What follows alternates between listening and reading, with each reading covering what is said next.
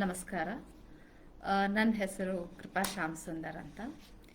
ಇವತ್ತು ನಾನು ನಮ್ಮ ಅಜ್ಜಿ, ಹಿರಿಯ ಲೇಖಕಿ ಶ್ರೀಮತಿ ವಾಣಿ ಮೊಮ್ಮಕ್ಕಳ ಪ್ರೀತಿಯ ಮೈಸೂರಮ್ಮನ ವಿಚಾರವಾಗಿ, ಅವರ ಪರಿವಾರ ಅವರನ್ನು ಯಾವ ರೀತಿಯ ತಾಯಿಯಾಗಿಯೋ ಅಥವಾ ಅಜ್ಜಿಯಾಗಿಯೋ ಅವರ ಬಗ್ಗೆ ಇದ್ದ ಒಂದು ಪ್ರೀತಿಯೇ ಇರಬಹುದು ಅಥವಾ ಅವರ ಬಗ್ಗೆ ಇದ್ದ ಅನಿಸಿಕೆಗಳನ್ನು ಇವತ್ತು ಹಂಚಿಕೊಳ್ಳಿಕ್ಕೆ ಇಷ್ಟಪಡ್ತೀನಿ. ನಾನು ಪ್ರಾರಂಭ ಮಾಡಲಿಕ್ಕೆ ಮುನ್ನ ಮಹಿಳಾ ಸಾಹಿತ್ಯ ಹಿರಿಯ ಚೇತನಗಳು ಎಂಬ ಈ ಕಾರ್ಯಕ್ರಮವನ್ನು ಸಂಯೋಜಿಸಿದ ಲೇಖಿಕಾ ಸಾಹಿತ್ಯ ವೇದಿಕೆಯ ಎಲ್ಲ ಸದಸ್ಯರಿಗೂ ಹಾಗೂ ಶ್ರೀಮತಿ ಶೈಲಜಾ ಸುರೇಶ್ ರವರಿಗೆ, ಈ 4 ವಾರ ಪ್ರಬಂಧ ಮಂಡನೆ ಮಾಡಿದ ಶ್ರೀಮತಿ ಸುಶೀಲಾ ಸೋಮಶೇಖರ್ ಅವರಿಗೆ, ಶ್ರೀಮತಿ ಮೇಘನಾ ಕನೆಟ್ಕರ್ ಅವರಿಗೆ, ಶ್ರೀಮತಿ ಸುಮಾ ಸತೀಶ್ ಹಾಗೂ ಶ್ರೀಮತಿ ಉಷಾ ನರಸಿಂಹನ್ ಅವರೆಲ್ಲರಿಗೂ, ಹಾಗೂ ಬಹಳ ಉತ್ಸುಕತೆಯಿಂದ ರಸಪ್ರಶ್ನೆಗಳನ್ನು ಮಂಡಿಸಿ ಅದರಲ್ಲಿ ಭಾಗವಹಿಸಿದ ಪ್ರತಿಯೊಬ್ಬರಿಗೂ, ವಾಣಿಯವರ ಹಿರಿಯ ಮಗಳು ಡಾಕ್ಟರ್ ಕಮಲಾ ಗೋಪಾಲರಾವ್, ಅವರ ಹಿರಿಯ ಮಗ MN ಶ್ರೀಕಂಠ, ಸೊಸೆ ನಳಿನಿ ಶ್ರೀಕಂಠ ಹಾಗೂ ಎಲ್ಲ ಮೊಮ್ಮಕ್ಕಳ ಪರವಾಗಿ ಹೃದಯಪೂರ್ವಕದಿಂದ ಕೃತಜ್ಞತೆಗಳನ್ನು ಸಲ್ಲಿಸುತ್ತೇನೆ. ನಾನು ಮೈಸೂರಮ್ಮನ ಬಗ್ಗೆ ಕುರಿತು ಮಾತಾಡೋ ಮುನ್ನ ಅವರ ಹೆಸರು ಮೈಸೂರಮ್ಮ ಯಾಕಾಯ್ತು ಅಂತ ಒಂದು ಸಂಗತಿ ಹೇಳಲಿಕ್ಕೆ ಇಷ್ಟಪಡ್ತೀನಿ. ಅವರ ನಾಮಧೇಯ BN ಸುಬ್ಬಮ್ಮ ಅಂತ, ಮನೆಯಲ್ಲಿ ಸುಬ್ಬಕ್ಕ ಅಂತ ಕರೀತಾರೆ. ವಾಣಿ ಅನ್ನೋದು ಒಂದು ನಾಮಧೇಯ, ಅವರಿಗೆ ಕಾವ್ಯನಾಮ ಸಿಗತ್ತೆ. ಅವರು ಮೈಸೂರಮ್ಮ ಅಂತ ಹೇಗಾದ್ರು ಅಂದರೆ, ಅವರ ಹಿರಿಯ ಮೊಮ್ಮಗ ಡಾಕ್ಟರ್ ಅಶೋಕ್ ರಾವ್ ಅವರು ಡೆಲ್ಲಿಲಿರ್ತಾರೆ. ಮನೆಯಲ್ಲಿ ಸಾಮಾನ್ಯ ತಂದೆ ತಾಯಿನ ಅಮ್ಮ ಅಣ್ಣ ಅಂತ ಕರೀತಿರ್ತಾರೆ. ಹಾಗಾಗಿ ಅವನು ಚಿಕ್ಕ ಹುಡುಗ ಅಜ್ಜಿ ತಾತನ ಅಮ್ಮ ಅಣ್ಣ ಅಂತಾನೆ ಕರೀಲಿಕ್ಕೆ ಶುರು ಮಾಡ್ತಾನೆ. ಡೆಲ್ಲಿಗೆ ಹೋದಾಗ ಅವನಿಗೆ ಇಬ್ಬರಲ್ಲಿ ಅಮ್ಮ ಮೈಸೂರಮ್ಮನ ಅಥವಾ ಡೆಲ್ಲಿಯಲ್ಲಿರೋ ಅಮ್ಮನ ಅಂತ ಒಂದು ಡಿಫರೆನ್ಸ್ ಮಾಡ್ಕೊಳ್ಳಿಕ್ಕೆ ಅವನು ಅವರಿಬ್ಬರನ್ನ ಮೈಸೂರಮ್ಮ ಮೈಸೂರಣ್ಣ ಅಂತ ಕರೀಲಿಕ್ಕೆ ಪ್ರಾರಂಭ ಮಾಡ್ತಾನೆ. ಹಾಗಾಗಿ ಬಾಕಿ ಎಲ್ಲ 8 ಮೊಮ್ಮಕ್ಕಳು ಕೂಡ ಅವರನ್ನ ಮೈಸೂರಮ್ಮ ಮೈಸೂರಣ್ಣ ಅಂತಾನೆ ಕರೀಲಿಕ್ಕೆ ಪ್ರಾರಂಭ ಮಾಡ್ತಾರೆ. ಮೈಸೂರಮ್ಮ ಹುಟ್ಟಿದ್ದು 1913 ಅವರ ದಿನಚರಿಯಲ್ಲಿ ನನಗೆ ಸಿಕ್ಕಿದ್ದು. ಆದರೆ ಕನ್ನಡ ಸಾಹಿತ್ಯ ಪರಿಷತ್ತಲ್ಲಿ ಅವರು ಬಹುಶಃ 1917 ಅಂತ ಕೊಟ್ಟಿದ್ರು. ಈಗಾಗಲೇ ಸಾಕಷ್ಟು ತಿಳಿದಂಗೆ ಅವರ ತಂದೆ BN ನರಸಿಂಗರಾವ್, ತಾಯಿ ಹಿರಿಯಕ್ಕಮ್ಮ. ಅವ್ರದ್ದೊಂದು ಚಿಕ್ಕ ಸಂಸಾರ. ಆಗಿನ ಕಾಲಕ್ಕೆ ಇದು ಒಂದು ಸ್ವಲ್ಪ ಭಿನ್ನ ಇತ್ತು. ಅವರು 3 ಜನ ಮಕ್ಕಳು. ಮೈಸೂರಮ್ಮನಿಗೆ ಚಿಕ್ಕ ವಯಸ್ಸಿನಲ್ಲೇ ಹಲವಾರು ಸ್ಟ್ರಾಂಗ್ ಪರ್ಸನಾಲಿಟೀಸ್ಗಳು ಸುತ್ತಾ ಇದ್ರು. ಅವರ ತಂದೆನೇ ಒಂದು ಸ್ವಲ್ಪ ಸ್ಟ್ರಾಂಗ್ ಪರ್ಸನ್ ಅಂತಾನೆ ಹೇಳಬೇಕಾಗತ್ತೆ. ಯಾಕೆಂದ್ರೆ ಅವ್ರು ಆಗಿನ ಕಾಲದಲ್ಲಿ ಲಾಯರ್ ಆಗಿದ್ರು, MLC ಆಗಿದ್ರು ಶ್ರೀರಂಗಪಟ್ಟಣದ್ದು, ಹಾಗೂ ರಾಜಸೇವಾ ಸಕ್ತ ಅಂತ ಬಿರೋದವ್ರಿಗಾಗಲೇ ಸಿಕ್ಕಿತ್ತು. ಹಾಗಾಗಿ ಅವರ ಒಂದು ಸ್ಟ್ರಾಂಗ್ ಪರ್ಸನಾಲಿಟಿಯ ಛಾಯಲ್ಲಿ ಇವ್ರು ಬೆಳೀತಾರೆ. ಅಣ್ಣ ಅಂದರೆ ಬಹಳ ಪ್ರೀತಿ, ದೇವರಯ್ಯ ಅಂತ. ಅವರಿಗೆ ಬಹಳ ಓದಿನಲ್ಲಿ ಆಸಕ್ತಿ ಇರುತ್ತೆ. ದೇವರಯ್ಯನಿಗೆ ಆ್ಯಕ್ಚುಲ್ ಆಗಿ ಹೇಳಬೇಕಂದ್ರೆ ಬುಕ್ಸ್ ಅಲ್ಲಿ, ರೀಡಿಂಗ್ ಅಲ್ಲಿ ಇಂಟ್ರೆಸ್ಟ್ ಇದ್ದಿದ್ದು. ಹಾಗಾಗಿ ಅವರಿಂದ ತಂಗಿಗೆ ಆ ರೀಡಿಂಗ್ ಅನ್ನೋ ಹ್ಯಾಬಿಟ್ ಬರುತ್ತೆ. ಅಯ್ಯನಿಂದ ಬುಕ್ಸ್ ಬಹಳ ಇತ್ತು. ನಮ್ಮ ಮನೆಯಲ್ಲಿ ಇದ್ದ ಕೆಲವು ನಮ್ಮ ಅಜ್ಜಿಯ ಪುಸ್ತಕಗಳೆಲ್ಲ ಅವರಿಗೆ ಅಯ್ಯನಿಂದ ಗಿಫ್ಟ್ ಆಗಿತ್ತು. ಹಾಗಾಗಿ ಅವರು ಅದನ್ನು ತುಂಬಾ ಜೋಪಾನವಾಗಿ ಎಲ್ಲವನ್ನು ಶೇಖರಿಸಿ ಇಟ್ಟಿದ್ರು.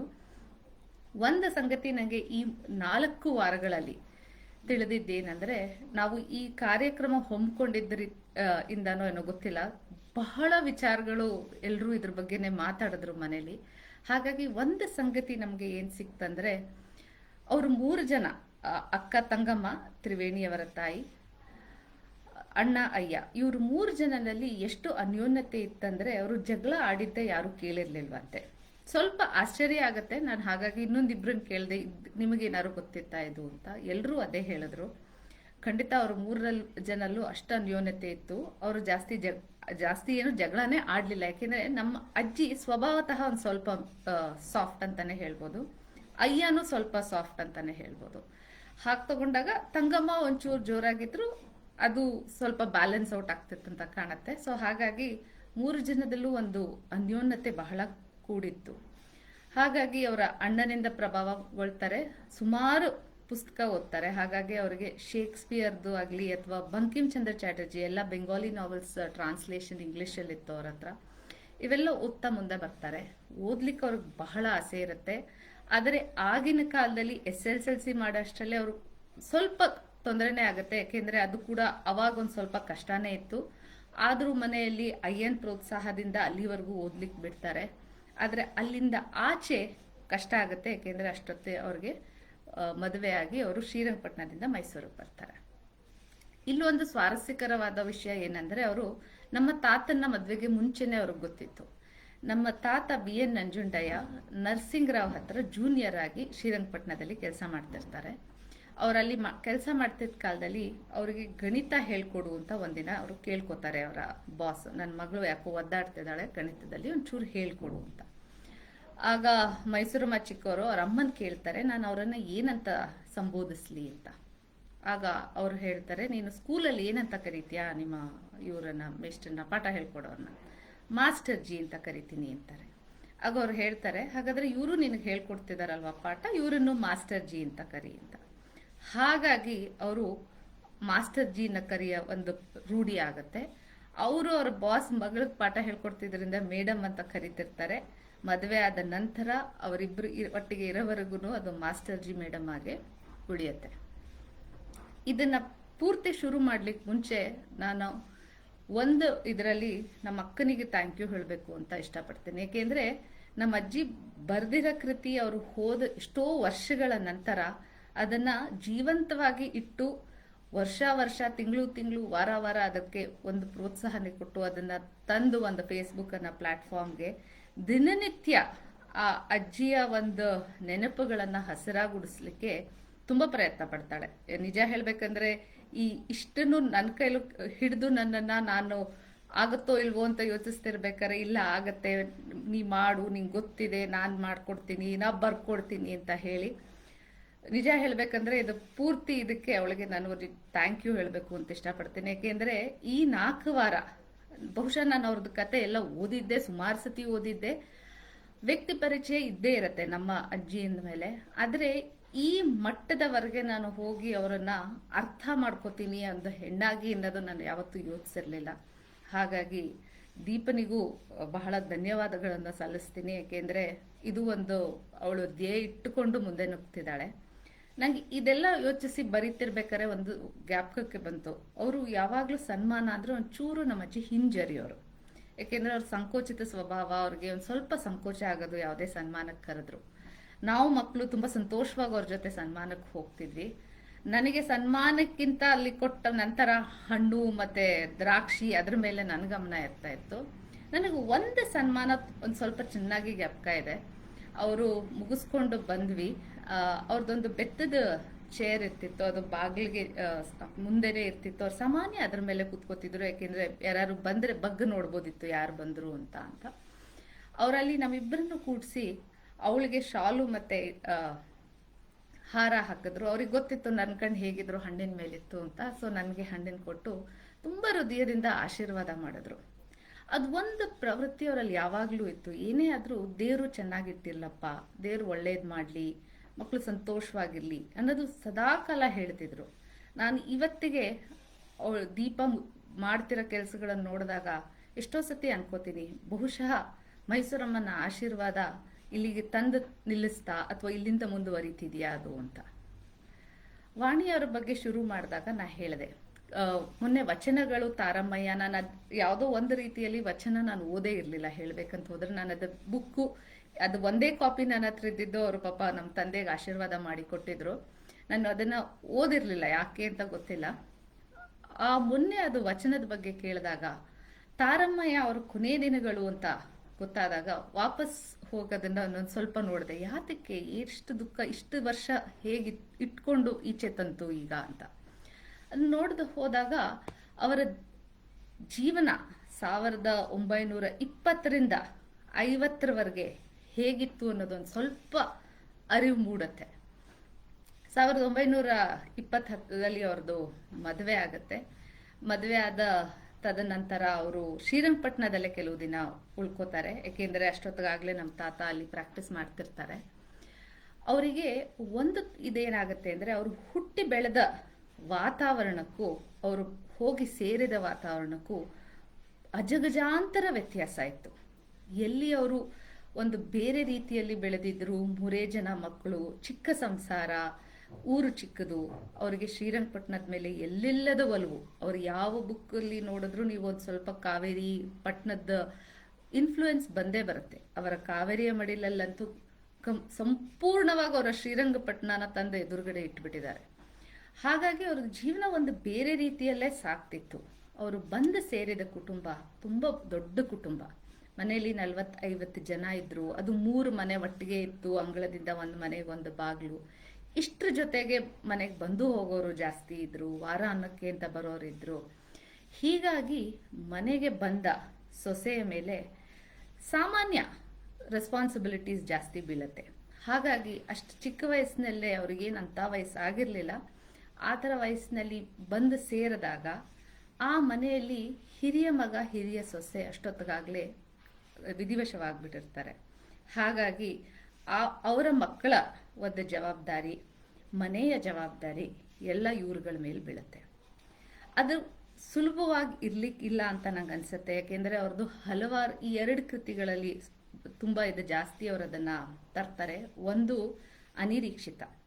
ಅನಿರೀಕ್ಷಿತದಲ್ಲಿ ಅವ್ರು ಹೇಳ್ತಾರೆ ಹೇಗೆ ಹೆಜ್ಜೆ ಹೆಜ್ಜೆಗೂ ತುಂಬ ಕುಟುಂಬದಲ್ಲಿ ಯಾವುದು ಮಾಡಿದ್ರೆ ತಪ್ಪು, ಯಾವುದು ಮಾಡಿದ್ರೆ ಸರಿ ಅಂತ ಯೋಚಿಸಿ ಮಾಡೋ ಹಂಗಾಗತ್ತೆ, ಎಷ್ಟು ಕಷ್ಟ ಅನ್ನೋದು ಹೇಳ್ತಾರೆ. ಇನ್ನೊಂದು ಅವರ ತಾರಮ್ಮಯ್ಯಾಲಿ, ನಾನು ಅಷ್ಟು ದಿನ ಅದಷ್ಟು ಗಮನ ಮಾಡಿರಲಿಲ್ಲ. ಮೊನ್ನೆ ಹೇಳದ ನಂತರ ಹೋಗಿ ನಾನು ವಾಪಸ್ ಹುಡುಕಿದೆ. ಅದರಲ್ಲಿ ಅವರು ಒಂದು ಮಾತು ಹೇಳಿದ್ರು, ಅದು ನನಗೆ ಬಹಳ ದುಃಖ ಆಯಿತು. ಎಷ್ಟು ಕಷ್ಟ ಆಗ್ತಿತ್ತು ಆಗಿನ ಕಾಲದಲ್ಲಿ ಅಂತ. ಅವ್ರು ಅದರಲ್ಲಿ ಅದನ್ನು ತರ್ತಾರೆ. ಅವಳು ರಾಧಾ ಅನ್ನೋಳು ಚಿಕ್ಕ ಸಂಸಾರದಿಂದ ಬರ್ತಾಳೆ. ಹಿರಿಯ ಮಗಳು, ತುಂಬ ಅಚ್ಚುಮೆಚ್ಚಿನ ಮಗು. ಎಲ್ಲಿ ನಡೆದರೆ ಸವಿತಾಳೋ ಮಗಳು ಅಂತ ಅವರು ಸಾಕಿರ್ತಾರೆ. ಅಲ್ಲಿಂದ ಅದು ಯಾವ ಋಣಾನ ಬಂದವೋ ಆ ಹುಡುಗಿ ಈ ತುಂಬಿದ ಮನೆಗೆ ಸೊಸೆಯಾಗಿ ಬಂದಿದ್ದಳು. ಮನೆಗೆ ಬಂದ ಹೊಸದರಲ್ಲಿ ಅವಳ ಪಾಡು ಬೇಡ. ಮುಳ್ಳಿನ ಮೇಲೆ ನಿಂತಂತೆ ದಿನ ದುಡುವುದಿತ್ತು. ಈ ಗಲಾಟೆ ಗದ್ದಲ, ಒಳಗೆ ಸಣ್ಣ ಪುಟ್ಟ ಜಗಳಗಳು, ಪರಸ್ಪರ ವೈಷಮ್ಯ, ಚುಚ್ಚು ಮಾತು, ಇವುಗಳನ್ನು ನೋಡುತ್ತಾ ಬದುಕೊಂದು ಬೇಸರದ ಮೂಟೆ ಎನಿಸಿತ್ತು ಅಂತ. ನನಗೆ ಇದನ್ನ ಓದಿದಾಗ ಅನ್ನಿಸ್ತು, ಬಹುಶಃ ನಾವು ಅನ್ಕೊಂಡಿದ್ದಕ್ಕಿಂತ ಅವ್ರಿಗೆ ಜಾಸ್ತಿನೇ ತೊಂದರೆ ಆಗಿದೆ ಅಲ್ಲಿ ಅಂತ. ತೊಂದರೆ ಅಂದರೆ ಏನಿಲ್ಲ, ಅಷ್ಟು ಜನಕ್ಕೆ ನಿಭಾಯಿಸೋದು ದಿನನಿತ್ಯ ಸುಲಭ ಇರ್ತಿರ್ಲಿಲ್ಲ ಅಂತ ನಾನು ಅನ್ಕೋತೀನಿ. ಈ 30 ವರ್ಷ ಅವರ ಜೀವನದಲ್ಲಿ ಬಹುಶಃ ಅವರು ಬರೆದು ಅಥವಾ ಓದು ಏನು ಮಾಡಿರೋಕ್ಕೆ ಸಮಯ ಸಿಕ್ಕಿರೋ ಮಟ್ಟಿಲ್ಲ. ಹಾಗಾಗಿ ತಮ್ಮನ್ನ ತಾವು ಮಕ್ಕಳನ್ನ ನೋಡ್ಕೊಳ್ಳೋದ್ರಲ್ಲಿ ತೊಡಗಿಸ್ಕೊಂಡಿದ್ದಾರೆ. ಅವರಿಗೆ 1929ರಲ್ಲಿ ಅವರ ದೊಡ್ಡ ಮಗಳ ಜನನ ಆಗತ್ತೆ. ಅದಾದ್ಮೇಲೆ 31, 36, 37, 43 ಇದಿಷ್ಟು ಕಾಲಾವಧಿಯಲ್ಲಿ ಅವರು 5 ಮಕ್ಕಳ ತಾಯಿ ಆಗ್ತಾರೆ. ಇಲ್ಲಿ ಈ ಮಧ್ಯ ನಮ್ಮ ತಾತ ಮೆಡ್ರಾಸ್ಗೆ ಹೋಗಿ ಲಾ ಮಾಡಿಕೊಂಡು ಬರ್ತಾರೆ. ನಾನು ವಾಣಿಯವರ ಬಗ್ಗೆ ಮೊನ್ನೆ ನನ್ನ ಕಸಿನ್ ರೂಪಶ್ರೀ ಕೂಡ ಬರೆದಿದ್ದಾರೆ. ಇದು ಒಂದು ಮನೆಯಲ್ಲಿ ಎಲ್ಲರೂ ಹಾಸ್ಯ ಮಾಡುವ ವಿಷಯ. ಏನಪ್ಪಾ ಅಂದ್ರೆ ಅವರು ಎಲ್ಲಾ ಮಕ್ಕಳನ್ನು ತಲೆ ಮೇಲೆ ಹೊತ್ತು ಕೂಡ್ಸ್ಕೊತಿದ್ರು ಅಂತ. ಇಷ್ಟು ಒಂದು ಅಕ್ಕರೆ ಅಭಿಮಾನದಿಂದ ಸಾಕಿದ್ರು ಅಂದ್ರೆ ಅವರಿಗೆ ಬಹಳ ವ್ಯಾಮೋಹ ಇತ್ತು ಅವ್ರ ಮಕ್ಕಳ ಮೇಲೆ. ಸಹಜ, ಅಪ್ಪ ಅಮ್ಮನಿಗೆ ವ್ಯಾಮೋಹ ಇರೋದು ಸಹಜ. ಆದ್ರೆ ಒಂದು ಮಗು ಮೇಲೆ ಒಂಚೂರು ಅಕ್ಕರೆ ಜಾಸ್ತಿ ಇರಬಹುದು, ಅಥವಾ ಒಂದು ಮನೇಲಿ ಎಲ್ಲರಿಗಿಂತ ಚಿಕ್ಕವ್ರ ಮೇಲೆ ಒಂಚೂರು ಇದಿರುತ್ತೆ, ಪ್ಯಾಂಪರ್ ಮಾಡ್ತೀವಿ ಅಂತಾರೆ. ಇಲ್ಲಿ ಮಾತ್ರ 5 ಜನಕ್ಕೂ ಅವರ ಮಕ್ಕಳು ಬಂದ್ಮೇಲೂ ಅದೇ ತರ ಒಂದು ಪ್ಯಾಂಪರ್ ಮಾಡ್ತಿದ್ರು ಅನ್ನೋದು ನಾವು ನೋಡಿದೀವಿ. ಒಂದು ಸಂಗತಿ ಅದರಲ್ಲಿ ಹೇಗಿದೆ ಅಂದ್ರೆ, ನಮ್ಮ 2ನೇ ದೊಡ್ಡಪ್ಪ ಕಿಟಾಣಿ ಮಗು ಆದಾಗ ಮಧ್ಯರಾತ್ರಿ 2 ಗಂಟೆಗೆ ಎದ್ದೇಳಿ ಅಳ್ತಾರಂತೆ, ನಂಗೆ ಯಾಕೋ ಕೊಬ್ಬರಿ ಮಿಠಾಯಿಗೆ ಅಕ್ಕ ಬರ್ತಿದೆ ಅಂತ. ಅವರು ತಕ್ಷಣ 2 ಗಂಟೆ ರಾತ್ರಿ ಎದ್ದು ಅವ್ರು ಕೊಬ್ಬರಿ ಮಿಠಾಯಿ ಮಾಡಿ ಕೊಡ್ತಾರೆ. ಅಷ್ಟು ಒಂದು ಹಚ್ಕೊಂಡು ಅವರು ಮಕ್ಕಳನ್ನ ಸಾಕ್ತಾರೆ. ಯಾಕೆಂದ್ರೆ ಅವರ ಜೀವನದಲ್ಲಿ ಬಹುಶಃ ಆ ಗಳಿಗೆಯಲ್ಲಿ ಮನೆಯಲ್ಲಿ ನಡೀತಿದ್ದ ವಾತಾವರಣದಲ್ಲಿ ಅದು ಒಂದು ಅವ್ರದ್ದು ಧ್ಯೇಯ ಆಯ್ತು ಅಂತ ಕಾಣುತ್ತೆ. ಅವರು ಯಾಕೆಂದ್ರೆ ಎಲ್ಲದರಲ್ಲೂ ಬರೀತಾರೆ, ಜೀವನ ಎಂತ ತೊಂದರೆ ಕೊಟ್ಟರು ಮುಂದೆ ನುಗ್ಗಬೇಕಾಗತ್ತೆ ನಾವು ಅಂತ. ಬಹುಶಃ ಅವರು ಮಕ್ಕಳನ್ನ ಧ್ಯೇಯ ಆಗಿಟ್ಕೊಂಡು ಮುನ್ನುಗ್ಲಿಕ್ಕೆ ಪ್ರಾರಂಭ ಮಾಡ್ತಾರೆ. ಸಾಕಷ್ಟು ಕಲಿತಾರೆ ಅವರ 30 ವರ್ಷದಲ್ಲಿ. ಜೀವನದ ರೀತಿ ನೀತಿಗಳು. ಅಷ್ಟರಲ್ಲಿ ತಂದೆಯವರ ಕಾಲವಶವಾಗತ್ತೆ. ತಂದೆಯವರ ಸತ್ತ 13ನೇ ದಿನಕ್ಕೆ ಪ್ರೀತಿಯ ಅಣ್ಣ ಕೂಡ ನಿಧನರಾಗ್ತಾರೆ. ಅದು ಆ ಮನೆಗೆ ಒಂದು ದೊಡ್ಡ ಶಾಕ್. ಅದು ಏಕೆಂದರೆ ತಂದೆಯನ್ನು ಕಳ್ಕೊಂಡಿರ್ತಾರೆ. ತಂದೆ ಆದ ನಂತರ ಅಣ್ಣನ ಮೇಲೆ ಬಹಳ ಅಕ್ಕರೆ. ಇಬ್ಬರು 15 ದಿನದ ಒಳಗಡೆ ಹೋಗ್ಬಿಡ್ತಾರೆ. ಅಲ್ಲಿ ಇನ್ನೊಬ್ಬರ ಪಾತ್ರ ಬರುತ್ತೆ. ಆ ಪಾತ್ರ ನಮ್ಮ ಅಜ್ಜಿಯ ಹಲವಾರು ಕೃತಿಗಳಲ್ಲೂ ನಾವು ನೋಡ್ತೀವಿ. ಅದು ಮಾವಯ್ಯಂದು. ಮಾವಯ್ಯ ವೆಂಕಟಪತಯ್ಯ ಅಂತ ಅವರು ಫ್ರೀಡಮ್ ಫೈಟರ್ ಆಗಿದ್ರು. ಮೈಸೂರಿನ Sharada Vilas law college founder principal ಕೂಡ ಆಗಿದ್ರು. ಅವರು ತಮ್ಮ ಎಲ್ಲ ಸಮಸ್ತ ಕರ್ತವ್ಯ ಕೆಲಸಗಳನ್ನು ಬದಿಗೊಟ್ಟು ಬಂದು ನಿಂತು ಆ ಮನೆಯನ್ನು ನಿಲ್ಲಿಸ್ತಾರೆ. ಅವರನ್ನು ಮೈಸೂರಿಗೆ ಕರ್ಕೊಂಡ್ಬರ್ತಾರೆ. ಅವರನ್ನು ಅಂದರೆ ನಮ್ಮ ಮುತ್ತಜ್ಜಿ ಹಾಗೂ ಅಯ್ಯನ ಸಂಸಾರನ ಮೈಸೂರಿಗೆ ಕರ್ಕೊಂಡ್ಬಂದು ಅವರು ನಿಂತ್ಕೋತಾರೆ ಆ ಮನೆಗೆ ಬೆನ್ನೆಲುಬಾಗಿ.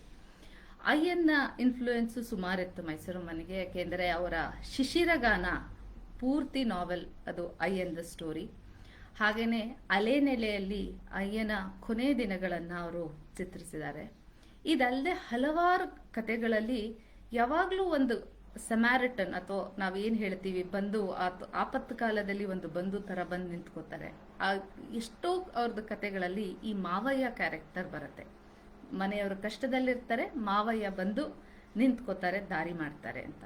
ಅದು ಬಹುಶಃ ಅವ್ರಿಗೆ ಆ ಟೈಮಲ್ಲಿ ಆ ಸಪೋರ್ಟ್ ಬೇಕಿತ್ತು, ಅದು ಮಾವಯ್ಯನಿಂದ ಸಿಕ್ತು ಅಂತ ಕಾಣುತ್ತೆ. ಹಾಗಾಗಿ ಅವರು ಅದ್ರ ಬಗ್ಗೆ ಎಲ್ಲ ಕಥೆಗಳಲ್ಲೂ ಬರೀತಾರೆ. ಇನ್ನೊಂದು ಆ 30 ವರ್ಷಗಳಲ್ಲಿ ನಾ ಹೇಳಿದೆ ಅಲ್ವಾ, ಅವರು ಬಹಳ ಪಾಠಗಳನ್ನು ಕಲ್ತರು. ಇದು ಮಕ್ಕಳನ್ನ ಸಾಕ್ತಿದ್ರು. ಎಲ್ಲದಕ್ಕಿಂತ ಹೆಚ್ಚಾಗಿ ಅವರಲ್ಲಿ ಒಂದು ಓದಬೇಕು ಅನ್ನೋ ಒಂದು ಆಸಕ್ತಿ ಬಹಳ ಇತ್ತು. ಆದರೆ ಅವ್ರಿಗೆ ಅದಕ್ಕೆ ಅವಕಾಶ ಸಿಕ್ಕಲಿಲ್ಲ.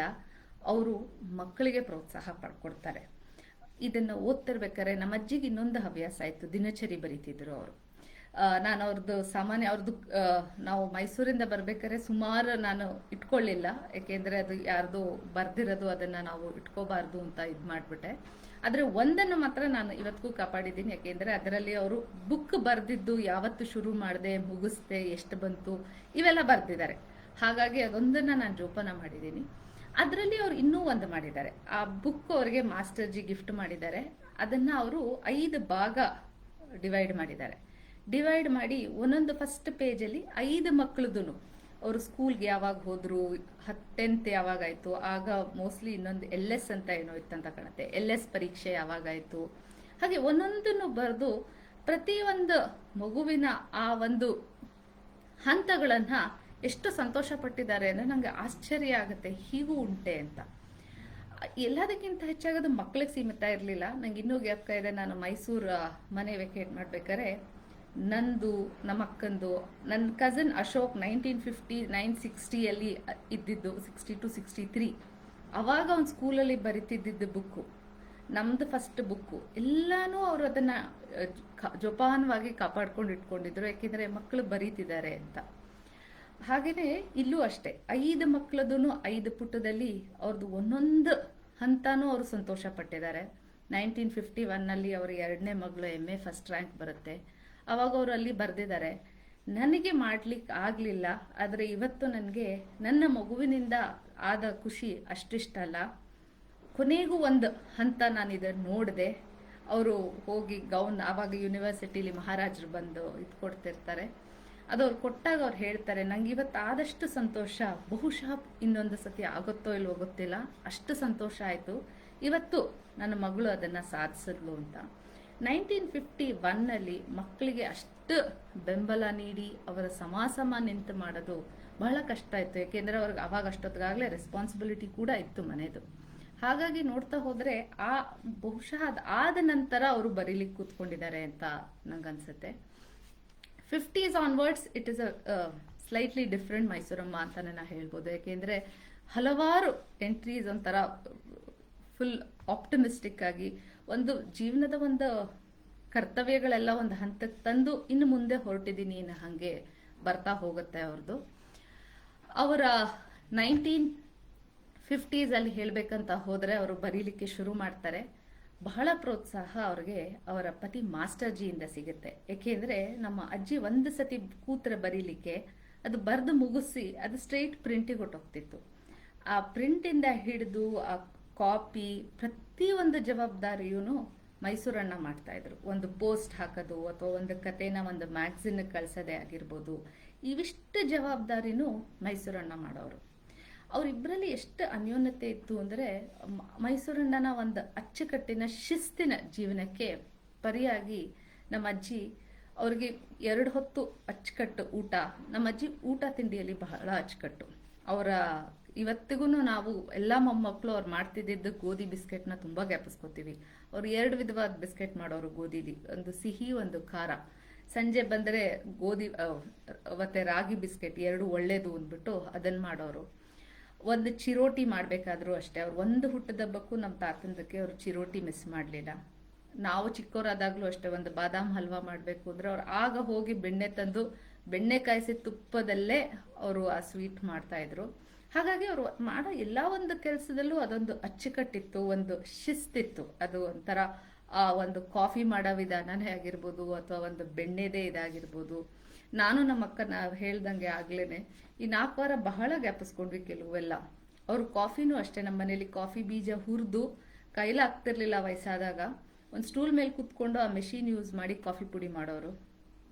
ಹಾಗೇನೆ ಬೆಣ್ಣೆನೂ ಅಷ್ಟೇ, ದಿನಾಗ್ಲೂ ಇದು ಮಾಡಿ ಬೆಣ್ಣೆ ಕಳೆದು ಮಕ್ಕಳಿಗೆ ಬೆಣ್ಣೆ ಕಾಯಿಸಿ ತುಪ್ಪನೇ ಉಪಯೋಗಿಸ್ಬೇಕು, ಅಂಗಡಿಯಿಂದ ತರ್ಕೂಡ್ದು ಅಂದ್ಬಿಟ್ಟು ಒದ್ದಾಡ್ಕೊಂಡು ಕೆಲಸ ಮಾಡೋರು. ಹಾಗಾಗಿ ಈ ಶಿಸ್ತು ಅವರು ಮುಂಚಿಂದ ಇದ್ದಿದ್ರಿಂದ ಅದು ಕೊನೆಯವರೆಗೂ ಅವ್ರು ಅದನ್ನ ಕಾಪಾಡ್ಕೊಂಡು ಬಂದ್ರು. ಬರೀಲಿಕ್ಕೆ ಶುರು ಮಾಡಿದಾಗ ಅವ್ರದ್ದು ಒಂದು ನಾನು ನೋಡಿದೆ, ಸಣ್ಣ ಕತೆಗಳಲ್ಲಿ ಕೆಲವು ಸಣ್ಣ ಕತೆಗಳು ಹೋಗಿ ಅದು ನಾವೆಲ್ಗೆ ಟರ್ನ್ ಆಗಿದೆ. ಬಹುಶಃ ಅವ್ರಿಗೆ ಸುಮಾರು ಫ್ಯಾನ್ ಮೇಲ್ ಬರ್ತಿತ್ತು, ಯಾರು ಸಜೆಷನ್ ಕೊಟ್ರು ಅಂತ ಕಾಣುತ್ತೆ. ಯಾಕೆಂದ್ರೆ ಮಿಂಚು 2 ಕನಸು ಆಯ್ತು. ಹಾಗೇನೆ ಇನ್ನೊಂದು ಕತೆ ಅವ್ರದ್ದು ಆಯ್ಕೆ ಅಂತ, ಆಯ್ಕೆಯನ್ನ ಸಣ್ಣ ಕತೆ ಹೋಗಿ ಅದು ಹೊಸ ಬೆಳಕು ಕಾದಂಬರಿ ಆಗತ್ತೆ. ಅವರು ಬರೀಲಿಕ್ಕೆ ಶುರು ಮಾಡಿದಾಗ ಹಲವಾರು, ಕೆಲವು ಕಡೆ ಹೇಳ್ತಾರೆ ಅವರು ಬರೀ ಕೌಟುಂಬಿಕ ಪಾತ್ರ ತಗೊಂಡ್ರು, ಅವರಷ್ಟು ಹೆಣ್ಣು ಮಕ್ಕಳ ಇದಕ್ಕೆ ಅವರು ಮುಂದೆ ನುಗ್ಗಿ ಹೋರಾಡಲಿಲ್ಲ ಅಂತ. ನಮ್ಮ ಅಜ್ಜಿ ಕೆಲವು ವಿಷಯದಲ್ಲಿ ನಾನು ಆಗ್ಲೇ ಹೇಳಿದೆ, ಅವರು ಮೃದು ಸ್ವಭಾವ, ಅವರು ಮುಖದ ಮುಂದೆ ನಿಂತು ಜೋರಾಗಿ ಮಾತಾಡ್ದವ್ರಲ್ಲ. ನಾನು ಯಾವತ್ತೂ ಅವರು ರೇಗಿದ್ದ ಕೇಳೇ ಇಲ್ಲ ಅಂತ ನಾ ಹೇಳಿದೆ. ಹಾಗಿರೋರಿಗೆ ಚಳುವಳಿ ಅಂತ ಮಾಡ್ಲಿಕ್ಕೆ ಹೋಗೋದು ಸ್ವಲ್ಪ ಕಷ್ಟನೇ ಆಗುತ್ತೆ.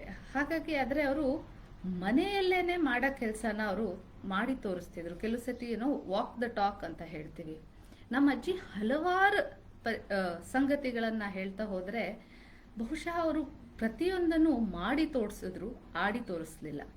ಯಾತಕ್ ನಾ ಇದು ಹೇಳ್ತೀನಿ ಅಂದ್ರೆ, ಅವ್ರ ಮನೆ ಮಗಳ ಕಾದಂಬರಿಗೆ ಅದು ವಿಧವೆ ವಿವಾಹದ ಬಗ್ಗೆ ಬರುತ್ತೆ. ಅವ್ರು ಅದಕ್ಕೆ ಅಕಾಡೆಮಿ ಪ್ರಶಸ್ತಿ ಗೆದ್ರು. ಅದರಲ್ಲಿ ಅವರು ಒಂದು ಮಾತು ಹೇಳ್ತಾರೆ, ಅದು ಅವರು ನಿಜವಾಗಿಯೂ ನಂಬಿದ್ರು, ಅದನ್ನ ಅವರು ನಡ್ಕೊಂಡ್ರು. ಅವ್ರು ಅದರಲ್ಲಿ ಹೇಳ್ತಾರೆ, ಅವಳ ಮದುವೆ ವಿಚಾರ ಬಂದಾಗ ಅವರೊಂದು ಮಾತು ಹೇಳ್ತಾರೆ ಅದರಲ್ಲಿ, ಯಾವುದು ಹೊಸದು, ಗಂಡು ಹೆಣ್ಣು ಪರಸ್ಪರ ಆಕರ್ಷಿತರಾಗಿ ದಾಂಪತ್ಯದಿಂದ ಬೆಸುಗೆಯಾಗಿರುವುದು ಪ್ರಪಂಚದಷ್ಟೇ ಹಳೆತು. ಅದರಲ್ಲಿ ಹೊಸದು ಏನೂ ಇಲ್ಲ. ಹೆಣ್ಣಿಗೆ ಎಲ್ಲಾ ಬಗೆಯ ಸ್ವಾತಂತ್ರ್ಯವೂ ಇತ್ತು. ಈ ಮಧ್ಯಕಾಲದಲ್ಲಿ ಅನೇಕ ಕಾರಣಗಳಿಂದ ಅದು ಮರೆಯಾಗಿ ಬಾಲ್ಯ ವಿವಾಹ ಆಚರಣೆಗೆ ಬಂತು. ಮನಸ್ಸಿಗೆ ಬೇಕಿರಲಿ ಬೇಡವಾಗಿರಲಿ ತಾಳಿ ಕಟ್ಟಿದವನೊಡನೆ ಬಾಳ್ವೆ ಮಾಡಬೇಕಾದ ದುರ್ವಿಧಿ ಅವಳಿಗೆ ಬಂತು. ಅಷ್ಟೇ ಅಲ್ಲ, ಅದನ್ನೇ ಅವಳ ಹೆಚ್ಚಳವೆಂದು ನಂಬಿತು ಸಮಾಜ. ಎಂದು ಹೆಣ್ಣು ವೇದ ಕಾಲದಲ್ಲಿ ತನಗಿದ್ದ ಸ್ಥಿತಿಗತಿಗಳನ್ನು ಮರಳಿ ಪಡೆಯುವಳೋ ಅಂದೇ ನಮಗೆ ನಿಜವಾದ ಮುಕ್ತಿ ಅಂತ ಅವ್ರು ಇದನ್ನ ನಂಬಿದ್ರು. ನಾನು ಅದನ್ನ ಯಾಕೆ ಹೇಳ್ತೀನಿ ಅಂದ್ರೆ, ನಮ್ಮ ಮನೆಯಲ್ಲಿ ಒಂದು ಪದ್ಧತಿ ಇತ್ತು. ದಾಸೆಯನೇ ಬರಬಹುದು ಅಥವಾ ಈ ಶುಕ್ರವಾರದಲ್ಲಿ ಒಬ್ರು ಜಯಮ್ಮ ಅಂತ ಬರೋರು. ನಮ್ಮೆಲ್ಲ ಮಕ್ಕಳಿಗೂ ಚಿಕ್ಕ ವಯಸ್ಸಿನಿಂದ ಅದನ್ನ ದಾನ ಮಾಡೋ ಪ್ರವೃತ್ತಿ ಬರಬೇಕು ಅಂತ ಅವರು ಒಂದು ಡಬ್ಬದಲ್ಲಿ ಯಾವಾಗ್ಲೂ ಒಂದು ಸಣ್ಣ ಸೇರಿರ್ತಿತ್ತು, ಅದ್ರ ಪಕ್ಕ ಒಂದು ಅಲ್ಯೂಮಿನಿಯಂ ಡಬ್ಬ ಇರ್ತಿತ್ತು, ಅಲ್ಲಿ ಅಕ್ಕಿ ಇರ್ತಿತ್ತು. ಹಾಗೆ ದಾಸಾಯ ಬರ್ಲಿ ಯಾರೇ ಬರ್ಲಿ ನಾವು ಮಕ್ಕಳು ಓಡ್ ಹೋಗಿ ಅದನ್ನ ಕೊಡ್ತಿದ್ವಿ. ಹಾಗೇನೆ ಈ ಶುಕ್ರವಾರದ ಜಯಮ್ಮ ಅವರ ಬಂದು ಕುಂಕುಮ ಇಟ್ಕೊಂಡು ಅಕ್ಕಿ ತಗೊಂಡು ಹೋಗೋರು. ಕಾಲಾನಂತರ ಅವರ ಪತಿ ವಿಧಿವಶವಾಗ್ತಾರೆ. ಆಕೆ ಬರೋದನ್ನ ನಿಲ್ಲಿಸ್ತಾರೆ. ಅಷ್ಟೆಲ್ಲ ನಮ್ಮ ಅಜ್ಜಿಗಾಗ್ಲೇ ವಯಸ್ಸಾಗಿತ್ತು. ಅವರು ನಂಗೆ ಹೇಳಿದ್ರು, ಹೋಗಿ ಜಯಮ್ಮ ಕರ್ಕೊಂಬ, ಯಾಕೋ ಬರಲೇ ಇಲ್ಲ ಅಂತ.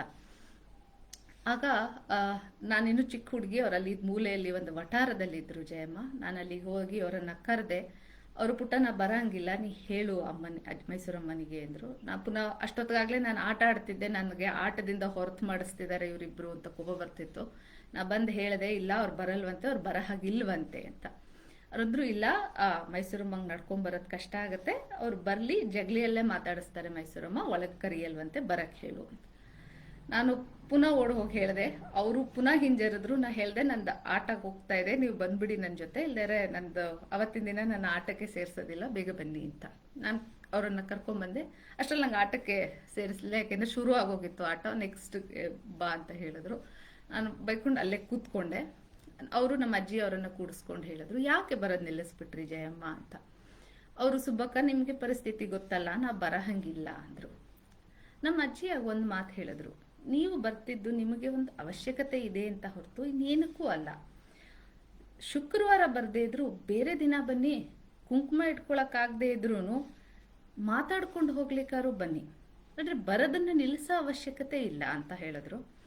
ಅವರಿಗೆ ಒಂದು ಸ್ವಲ್ಪ ಜಯಮ್ಮನಿಗೆ ಅಳುನೇ ಬಂದ್ಬಿಡ್ತು. ಯಾಕೆಂದ್ರೆ ಸಾಮಾನ್ಯ ಅದನ್ನ ನಿಲ್ಸೇ ಬಿಡ್ತಾರೆ ನಮ್ಮಲ್ಲಿ ಒಂದು ಪ್ರತಿ.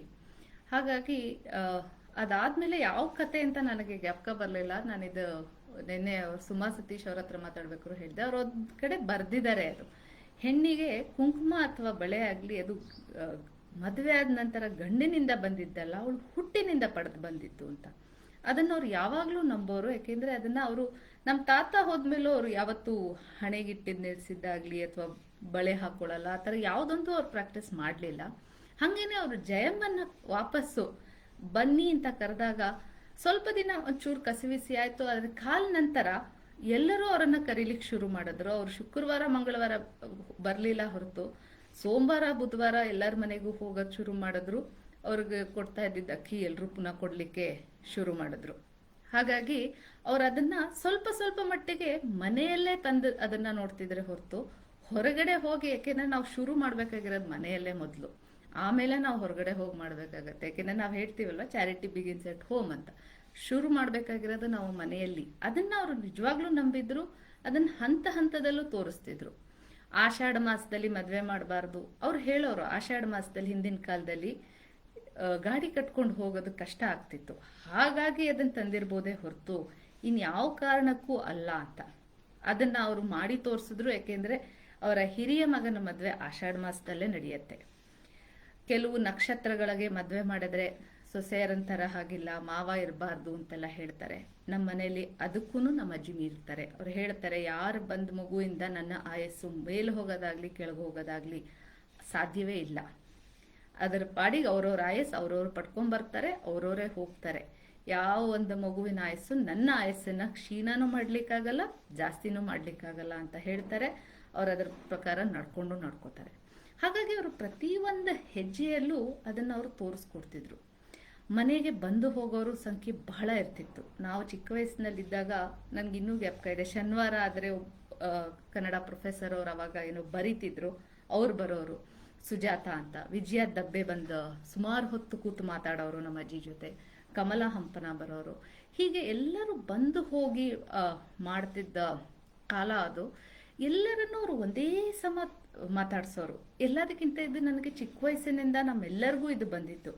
ಏನಪ್ಪಾ ಅಂದ್ರೆ, ಯಾರೇ ಆಗ್ಲಿ ಅವರನ್ನ ಹೆಸರು ಹಿಡಿದು ಸರಿಯಾಗಿ ಮಾತಾಡಿಸಿ ಅಂತ. ನಮ್ಮ ಮನೆಗೆ ಬರುವ ಬಾಳೆಹಣ್ಣಿನ ಬೀರಮ್ಮನೇ ಇರ್ಬೋದು, ಅಥವಾ ನಮ್ಮ ತರಕಾರಿ ತಂದು ಕೊಡ್ತಿದ್ದ ಸತೀಶ್ ಅವರೇ ಇರ್ಬೋದು, ಯಾರನ್ನೇ ಆದ್ರೂ ಅವರು ಒಂಥರ ಎಲ್ಲರನ್ನು ಹೆಸರಿಡ್ತು ಬಾಪ್ಪ ಅಂತ ಕರೆದು ಮಾಡೋರು. ಅವ್ರೆಲ್ಲರಿಗೂ ಒಂದು ನಂಬಿಕೆ ಇತ್ತು, ಏನಪ್ಪಾ ಅಂದ್ರೆ ನಮ್ಮ ಅಜ್ಜಿ ಕೈಯಲ್ಲಿ ಬೋಣಿ ಆದ್ರೆ ಒಳ್ಳೇದು ಅಂತ. ಹಂಗಾಗಿ ಅವರು ದಿನಾ ಬರೋರು. ಅವ್ರಿಗೆ ದಿನ ಅಷ್ಟು ಏನು ಕೊಂಡ್ಕೊಳ್ಳಿಕ್ ಆಗ್ತಿರ್ಲಿಲ್ಲ. ಆದ್ರೂ ಅವರು ಬಂದಿದ್ದಾರೆ, ನಾ ಬೋಣಿ ಮಾಡಿದ್ರೆ ಅವ್ರಿಗೆ ಒಳ್ಳೇದಾಗತ್ತೆ ಅಂತ 2 ಸಪೋಟನೋ 4 ಹಣ್ಣು, ಯಾಕೆಂದ್ರೆ ಅಷ್ಟೊತ್ತಿಗಾಗ್ಲೇ ಅವ್ರಿಗೆ ಡಯಾಬಿಟಿಸ್ ಇತ್ತು. ಬಾಕಿ ಎಲ್ಲ ಬೆಳಗ್ಗೆ ಮನೆಯಿಂದ ಆಚೆ ಹೋದ್ರೆ ಸಂಜೆನೆ ಬರ್ತಿದ್ರು. ಹಾಗಾಗಿ ತಿನ್ನೋರ್ ಸಂಖ್ಯೆ ಕಮ್ಮಿ ಇದ್ದಿದ್ರಿಂದ ಬಟ್ ಕೊಂಡ್ಕೊಳ್ಳೋರು. ಯಾಕೆಂದ್ರೆ ಅವ್ರು ಅಲ್ಲಿಂದ ಬರ್ತಾರೆ, ನಾವು ಕೊಡದೆ ಇದ್ರೆ ಸರಿ ಹೋಗಲ್ಲ ಅಂದ್ಬಿಟ್ಟು ಅವ್ರು ಏನೋ ಒಂದು ಅವ್ರ ದಿನ ಚೆನ್ನಾಗಾಗ್ಲಿ ಅನ್ನೋ ಒಂದು ಉದ್ದೇಶದಿಂದ ಬೇಕೋ ಬೇಡವೋ ಇನ್ನಾರು ಒಂದು ಕೊಂಡ್ಕೊಳ್ಳೋರು. ಹಂಗೇನೆ ಅದೇ ತರ ಶುಕ್ರವಾರದ ಜಯಮ್ಮ ಆಯ್ತು, ದಾಸಯ್ಯ ಆಯ್ತು, ಇವ್ರಿದಿಷ್ಟ ಆಯ್ತು ಅಂದ್ರೆ ಇದೇ ತರ ಹಲವಾರು ವ್ಯಕ್ತಿಗಳು ಬರೋರು. ಅದರಿಂದ ಏನೋ ಒಂದು ನಾವು ಚಿಕ್ಕ ವಯಸ್ಸಿನಲ್ಲಿ ಪ್ರತಿಯೊಬ್ಬರೂ ಕಲ್ತ್ಕೊಂಡ್ವಿ ಅವರಿಂದ. ಯಾರನ್ನಾರು ಮಾತಾಡ್ಸೋದೇ ಇರ್ಬೋದು, ಅಥವಾ ಯಾರಿಗಾರು ಒಂದು ಸಹಾಯನೇ ಇರ್ಬೋದು, ಅವ್ರು ಮಾಡ್ತಿದ್ದ ವಿಧಾನ. ನಾನು ಇನ್ನೂ ಜ್ಞಾಪಕ ಇದೆ, ನಮ್ಮನೇಲಿ ನಾ ಹೇಳಿದೆ ಆಗ್ಲೇ ಬರ್ತಿದ್ದವ್ರ ಸಂಖ್ಯೆ ಜಾಸ್ತಿ ಅಂತ. ಕೆಲವರು ಬಂದು ತುಂಬಾ ಹತ್ತು ಹೋಗೋರು. ಅದರಲ್ಲೂ ಒಬ್ರು ಒಂದ್ ಪೀರಿಯಡ್ ಆಫ್ ಟೈಮಲ್ಲಿ ತುಂಬಾ ಬಂದು ಅಳೋರು. ಸೊ ಒಂದಿನ ನಾನು ಅವ್ರು ಬರೋದ್ ನೋಡಿದೆ. ನಾನು ಓಡ್ ಬಂದು ಹೇಳಿದೆ, ಮೈಸೂರಮ್ಮ ಅವ್ರು ಬರ್ತಿದ್ದಾರೆ, ಅವ್ರಿಗೆ ಅಳ್ತಾರೆ ಅಂತ. ಆಗ ಅವ್ರು ಹೇಳಿದ್ರು, ಇಲ್ಲಪ್ಪ ಹಾಗೆ ಹೇಳಬಾರ್ದು, ಅಂದ್ರೆ ಅವ್ರು ಬಂದಾಗೆಲ್ಲ ಅಳ್ತಾರಲ್ವ, ಅದಕ್ಕೆ ನಾ ಹೇಳಿದೆ. ಅವ್ರಂದ್ರು, ಇಲ್ಲ, ನನ್ನ ನೋಡ್ತಾರಲ್ವ, ಅವ್ರ ದುಃಖ ಹೆಚ್ಚಾಗತ್ತೆ, ಹಾಗಾಗಿ ಅವರು ದುಃಖ ತೋಡ್ಕೊಳ್ಳಿಕ್ ಬರ್ತಾರೆ, ಇಲ್ಲಿ ಅವರನ್ನ ಬರ್ತಿದಾರಲ್ವ ಒಳಗೆ ಕರ್ಕೊಂಬಂದು ಕೂಡ್ಸು ಹೋಗು ಅಂತ. ಹಾಗೆ ಯಾರೇ ಬಂದ್ರು ಅವರು ಅದನ್ನ, ಓ ಇವ್ರು ಮಧ್ಯಾಹ್ನ ಬಂದು ನನಗೆ ಅಳ್ತಿದ್ದಾರೆ, ನಾನು ಏನು ಹೇಳಿ ಅಂತ ಅವ್ರು ಯೋಚಿಸ್ಲಿಲ್ಲ. ಯಾಕೆಂದ್ರೆ ಅವರು ಬರೀತಿದ್ರು, ಅವ್ರಿಗೂ ಖಾಯಿಲೆ ಇತ್ತು ಅಷ್ಟೊತ್ತಿಗಾಗ್ಲೇ. ನನ್ನ ಕಸಿನ್ ಆಗ್ಲೇ ಬರ್ದಂಗೆ ಅವ್ರು ಒಂದು ದಿನಾನು ಹೇಳ್ಕೊತಿರ್ಲಿಲ್ಲ, ನಂಗೆ ಇದಾಗಿದೆ, ಇದಾಗಿಲ್ಲ, ಅಥವಾ ನಂಗೆ ನೋವು, ಆ ಥರ ಅವರು ಯಾವತ್ತೂ ಹೇಳ್ಕೊಂಡಿದ್ದೇ ಅಲ್ಲ. ಬಂದಿದ್ದನ್ನ ಎದುರಿಸ್ಬೇಕು ಅನ್ನೋದನ್ನ ನೋಡ್ಕೊಂಡು ದಿಟ್ಟತನದಿಂದ ಮುಂದೆ ಸಾಗೋರು. ಇದನ್ನ ಅವ್ರು ಹಲವಾರು ಸಣ್ಣ ಕಥೆಗಳಲ್ಲಿ ಬಹಳ ಹೇಳ್ತಾರೆ. ಆ ರಾಧೆಯ ಬದುಕು ಅಂತ ಒಂದು ಸಣ್ಣ ಕತೆ ಇದೆ. ಅದರಲ್ಲಷ್ಟೇ ಅಕ್ಕ ಹಳ್ಳಿಯಲ್ಲಿ ಸೇರ್ಕೊಂಡಿರ್ತಾಳೆ. ಚಿಕ್ಕ ವಯಸ್ಸಿಂದ ಅಕ್ಕ ತಂಗಿಯರು ಅನಾಥರಾಗಿ ಬೆಳೀತಾರೆ, ಯಾರ್ದೋ ಮನೇಲಿ ಬೆಳೀತಾರೆ. ತಂಗಿ ಪಟ್ಟಣದಲ್ಲಿ ಸೇರಿ ಚಿಕ್ಕ ಸಂಸಾರ ಚೊಕ್ಕದಾಗಿ ನಡೆಸ್ತಿರ್ತಾಳೆ. ಅಕ್ಕ ತನ್ನ ದೈನಂದಿನದ ಜೀವನದಲ್ಲಿ ಸೊರಗು ಹೋಗಿರ್ತಾಳೆ. ಒಂದು ಸತಿ ಅವಳ ತಂಗಿ ಮನೆಗೆ ಬಂದು ಇದ್ದಾಗ ಅವಳಿಗನ್ಸುತ್ತೆ, ಹೌದಲ್ವಾ, ನನಗೇನು ಕಮ್ಮಿ ಆಗಿಲ್ಲ, ಹಳ್ಳಿಯಲ್ಲಿ ಇದೀನಿ ಅನ್ನೋದು ಬಿಟ್ರೆ ನನ್ಗಿನ್ ಯಾವ ಥರನೂ ಕಮ್ಮಿ ಆಗಿಲ್ಲ, ನಾನು ಯಾಕೆ ಜೀವನನ ಬೇರೆ ರೀತಿಯಲ್ಲಿ ರೂಪಿಸ್ಕೊಳ್ಬಾರ್ದು ಅಂತ. ಹಾಗೇನೆ ಬೆಳಕು ಅನ್ನೋ ಒಂದು ಸಣ್ಣ ಕಥೆಯಲ್ಲೂ ಹಾಗೆ ಆಗತ್ತೆ. ಅವಳು ಹಾಸ್ಪಿಟ್ಲಲ್ಲಿ ಒಂದು ನರ್ಸನ್ನ ನೋಡಿ ಈಕೆ ಕಲಿತಾಳೆ, ನಾನು ಯಾಕೆ ನನ್ನ ಜೀವನ ಪರಿವರ್ತಿಸ್ಕೋಬಾರ್ದು ಅಂತ. ಹಾಗೆ ಅವರು ಅದನ್ನ ಪ್ರತಿ ಒಂದು ಹಂತದಲ್ಲೂ ಹೇಳ್ತಾರೆ. ಬಂದಿದ್ದನ್ನ ನಾವು ಏನು ಮಾಡ್ಲಿಕ್ಕಾಗಲ್ಲ, ಆದ್ರೆ ಮುಂದೆ ಹೋಗ್ತಾ ಹೋಗ್ತಾ ನಾವು ಅದನ್ನ ಸರಿ ಮಾಡ್ಕೋಬಹುದು ಅಂತ. ಕಡಲಿದ ದಾರಿಲಿ ಅಲ್ಲಿ ಇಬ್ರು ಸ್ನೇಹಿತೆಯರು, ಒಬ್ಳಿಗೆ ಜೀವನ ಅದಾಗೆ ಸುಸೂತ್ರವಾಗಿ ನಡ್ಕೊಂಡು ಹೋಗುತ್ತೆ, ಅವಳು ಬಂದ ದಾರಿ ಜೀವನ ಯಾವ ರೀತಿ ಅವಳಿಗೆ ಬರುತ್ತೋ ಅವಳು ಅದರಲ್ಲಿ ಹೋಗ್ತಾಳೆ. ಇನ್ನೊಬ್ಳು ಕಡಿದು ತಾನಾಗೆ ತನ್ನ ದಾರಿ ಮಾಡ್ಕೊಂಡು ಹೋಗ್ತಾಳೆ. ಹಾಗಾಗಿ ಅವರದು ಕಡಿದು ಮಾಡಿದ ದಾರಿ ಅಂತ. ಅವಳು ಕೊನೆಯಲ್ಲಿ ಹೇಳ್ತಾಳೆ ಅವಳ ಫ್ರೆಂಡಿಗೆ, ನೀನು ಜೀವನದಲ್ಲಿ ಬಂದಿದ್ದೆಲ್ಲ ತಗೊಂಡೆ, ಆದ್ರೆ ನಾನು ಕಡಿದು ನನ್ನ ದಾರಿ ನಾನೇ ಮಾಡ್ಕೊಂಡೆ ಅಂತ. ಹಾಗಾಗಿ ಅವರು ಅದನ್ನು ಹಂತ ಹಂತ ಹೇಳಿದ್ರು, ಎಲ್ಲ ಒಂದು ಕತೆಗಳಲ್ಲಾಗ್ಬೋದು ಅಥವಾ ಅವರ ನಾವೆಲ್ಗಳಲ್ಲೇ ಆಗ್ಬೋದು, ಅದನ್ನು ಹೇಳಿದ್ರು, ಅದನ್ನು ಅವ್ರು ಮಾಡಿಯೂ ತೋರಿಸ್ತಾರೆ.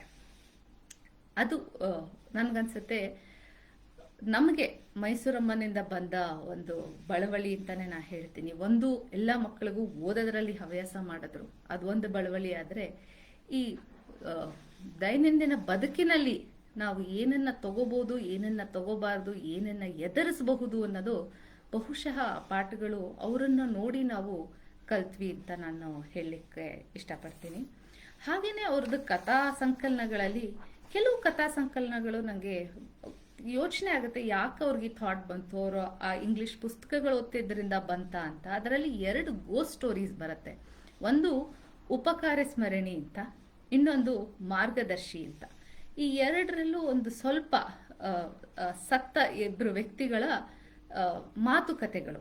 ಮಾರ್ಗದರ್ಶಿಯಲ್ಲಿ ಅವನು ಒಂದು ಅಕ್ಕನ ಹುಡುಕೊಂಡು ಹಳ್ಳಿಗೆ ಮೊದಲನೇ ಸಲ ಬರ್ತಾನೆ, ದಾರಿ ಗೊತ್ತಿರಲ್ಲ, ಅಲ್ಲಿ ಒಂದು ಆಲದ ಮರದ ಕೆಳಗಡೆ ಒಬ್ರು ಕೂತಿರ್ತಾರೆ, ಅವ್ರ ಹತ್ರ ಹೋಗಿ ಮಾತಾಡ್ತಾನೆ. ಕೊನೆಗೆ ಸುಮಾರು ಹೊತ್ತು ಅವ್ರ ಹತ್ರ ಕೂತ್ ಮಾತಾಡಿ, ನೀವೇ ಬಂದು ನಂಗೊಂಚೂರು ದಾರಿ ತೋರಿಸ್ಕೊಟ್ಬಿಡ್ತೀರಾ ಅಂದಾಗ ಆತ ಹೇಳ್ತಾನೆ, ಇಲ್ಲ, ನಾನು ಎದ್ದು ಬರ್ಲಿಕ್ಕೆ ಆಗಲ್ಲ ಅಂತ. ಯಾಕೆ ಅಂದಾಗ, ನನ್ನ ಜೀವಂತವಾಗಿ ಇಲ್ಲಿ ಎಷ್ಟೋ ವರ್ಷದ ಮುಂಚೆನೆ ಹೂಳ್ಬಿಟ್ಟಿದ್ರು ಅಂತ. ಅವನಿಗೆ ತಕ್ಷಣ ಅವಾಗ ಅರ್ಥ ಆಗತ್ತೆ, ನಾನು ಏನು ಇಷ್ಟೊತ್ತು ಮಾತಾಡ್ತಾ ಕೂತಿದ್ನೋ ಅವ್ರು ಆಗ್ಲೇ ಆಗಿದೆ ಅಂದ್ರೆ ಅವ್ರು ಇಲ್ಲವೇ ಇಲ್ಲ ಅಂತ. ಹಾಗಾಗಿ ಅವನಲ್ಲಿಂದ ಪಲಾಯನಕ್ಕೆ ಇಡ್ತಾನೆ. ಇನ್ನೊಂದರಲ್ಲಿ ಉಪಕಾರ ಸ್ಮರಣಿ, ತಮ್ಮ ಅಕ್ಕನ ಮನೆಗೆ ಬಂದಿರ್ತಾನೆ, ಅಕ್ಕ ಹರಿಕತೆಗೆ ಅಂತ ಹೋಗ್ತಾರೆ, ಅಕ್ಕನ ಹುಡ್ಕೊಂಡು ಯಾರೋ ಬರ್ತಾರೆ. ಅವರು ತಮ್ಮನ ಜೊತೆ ಸುಮಾರು ಹೊತ್ತು ಕೂತು ಮಾತಾಡಿ, ನಾನು ನಿಮ್ಮ ಅಕ್ಕ ಮಾಡಿದ ಉಪಕಾರನ ಸ್ಮರಿಸಿ ಅವರಿಗೆ ಕೃತಜ್ಞತೆಯನ್ನು ಸಲ್ಲಿಸೋಣ ಅಂತ ಬಂದಿದ್ದೆ ಅಷ್ಟೇ ಕಣಪ್ಪ ಅಂತ ಹೇಳಿ ಹೊರಟು ಬಿಡ್ತಾರೆ. ಅಕ್ಕ ಮನೆಗೆ ಬಂದ ತಕ್ಷಣ ತಮ್ಮ ಹೇಳ್ತಾನೆ, ನಿನ್ನನ್ನು ಹುಡುಕೊಂಡು ಇವ್ರು ಬಂದಿದ್ರು ಅಂತ.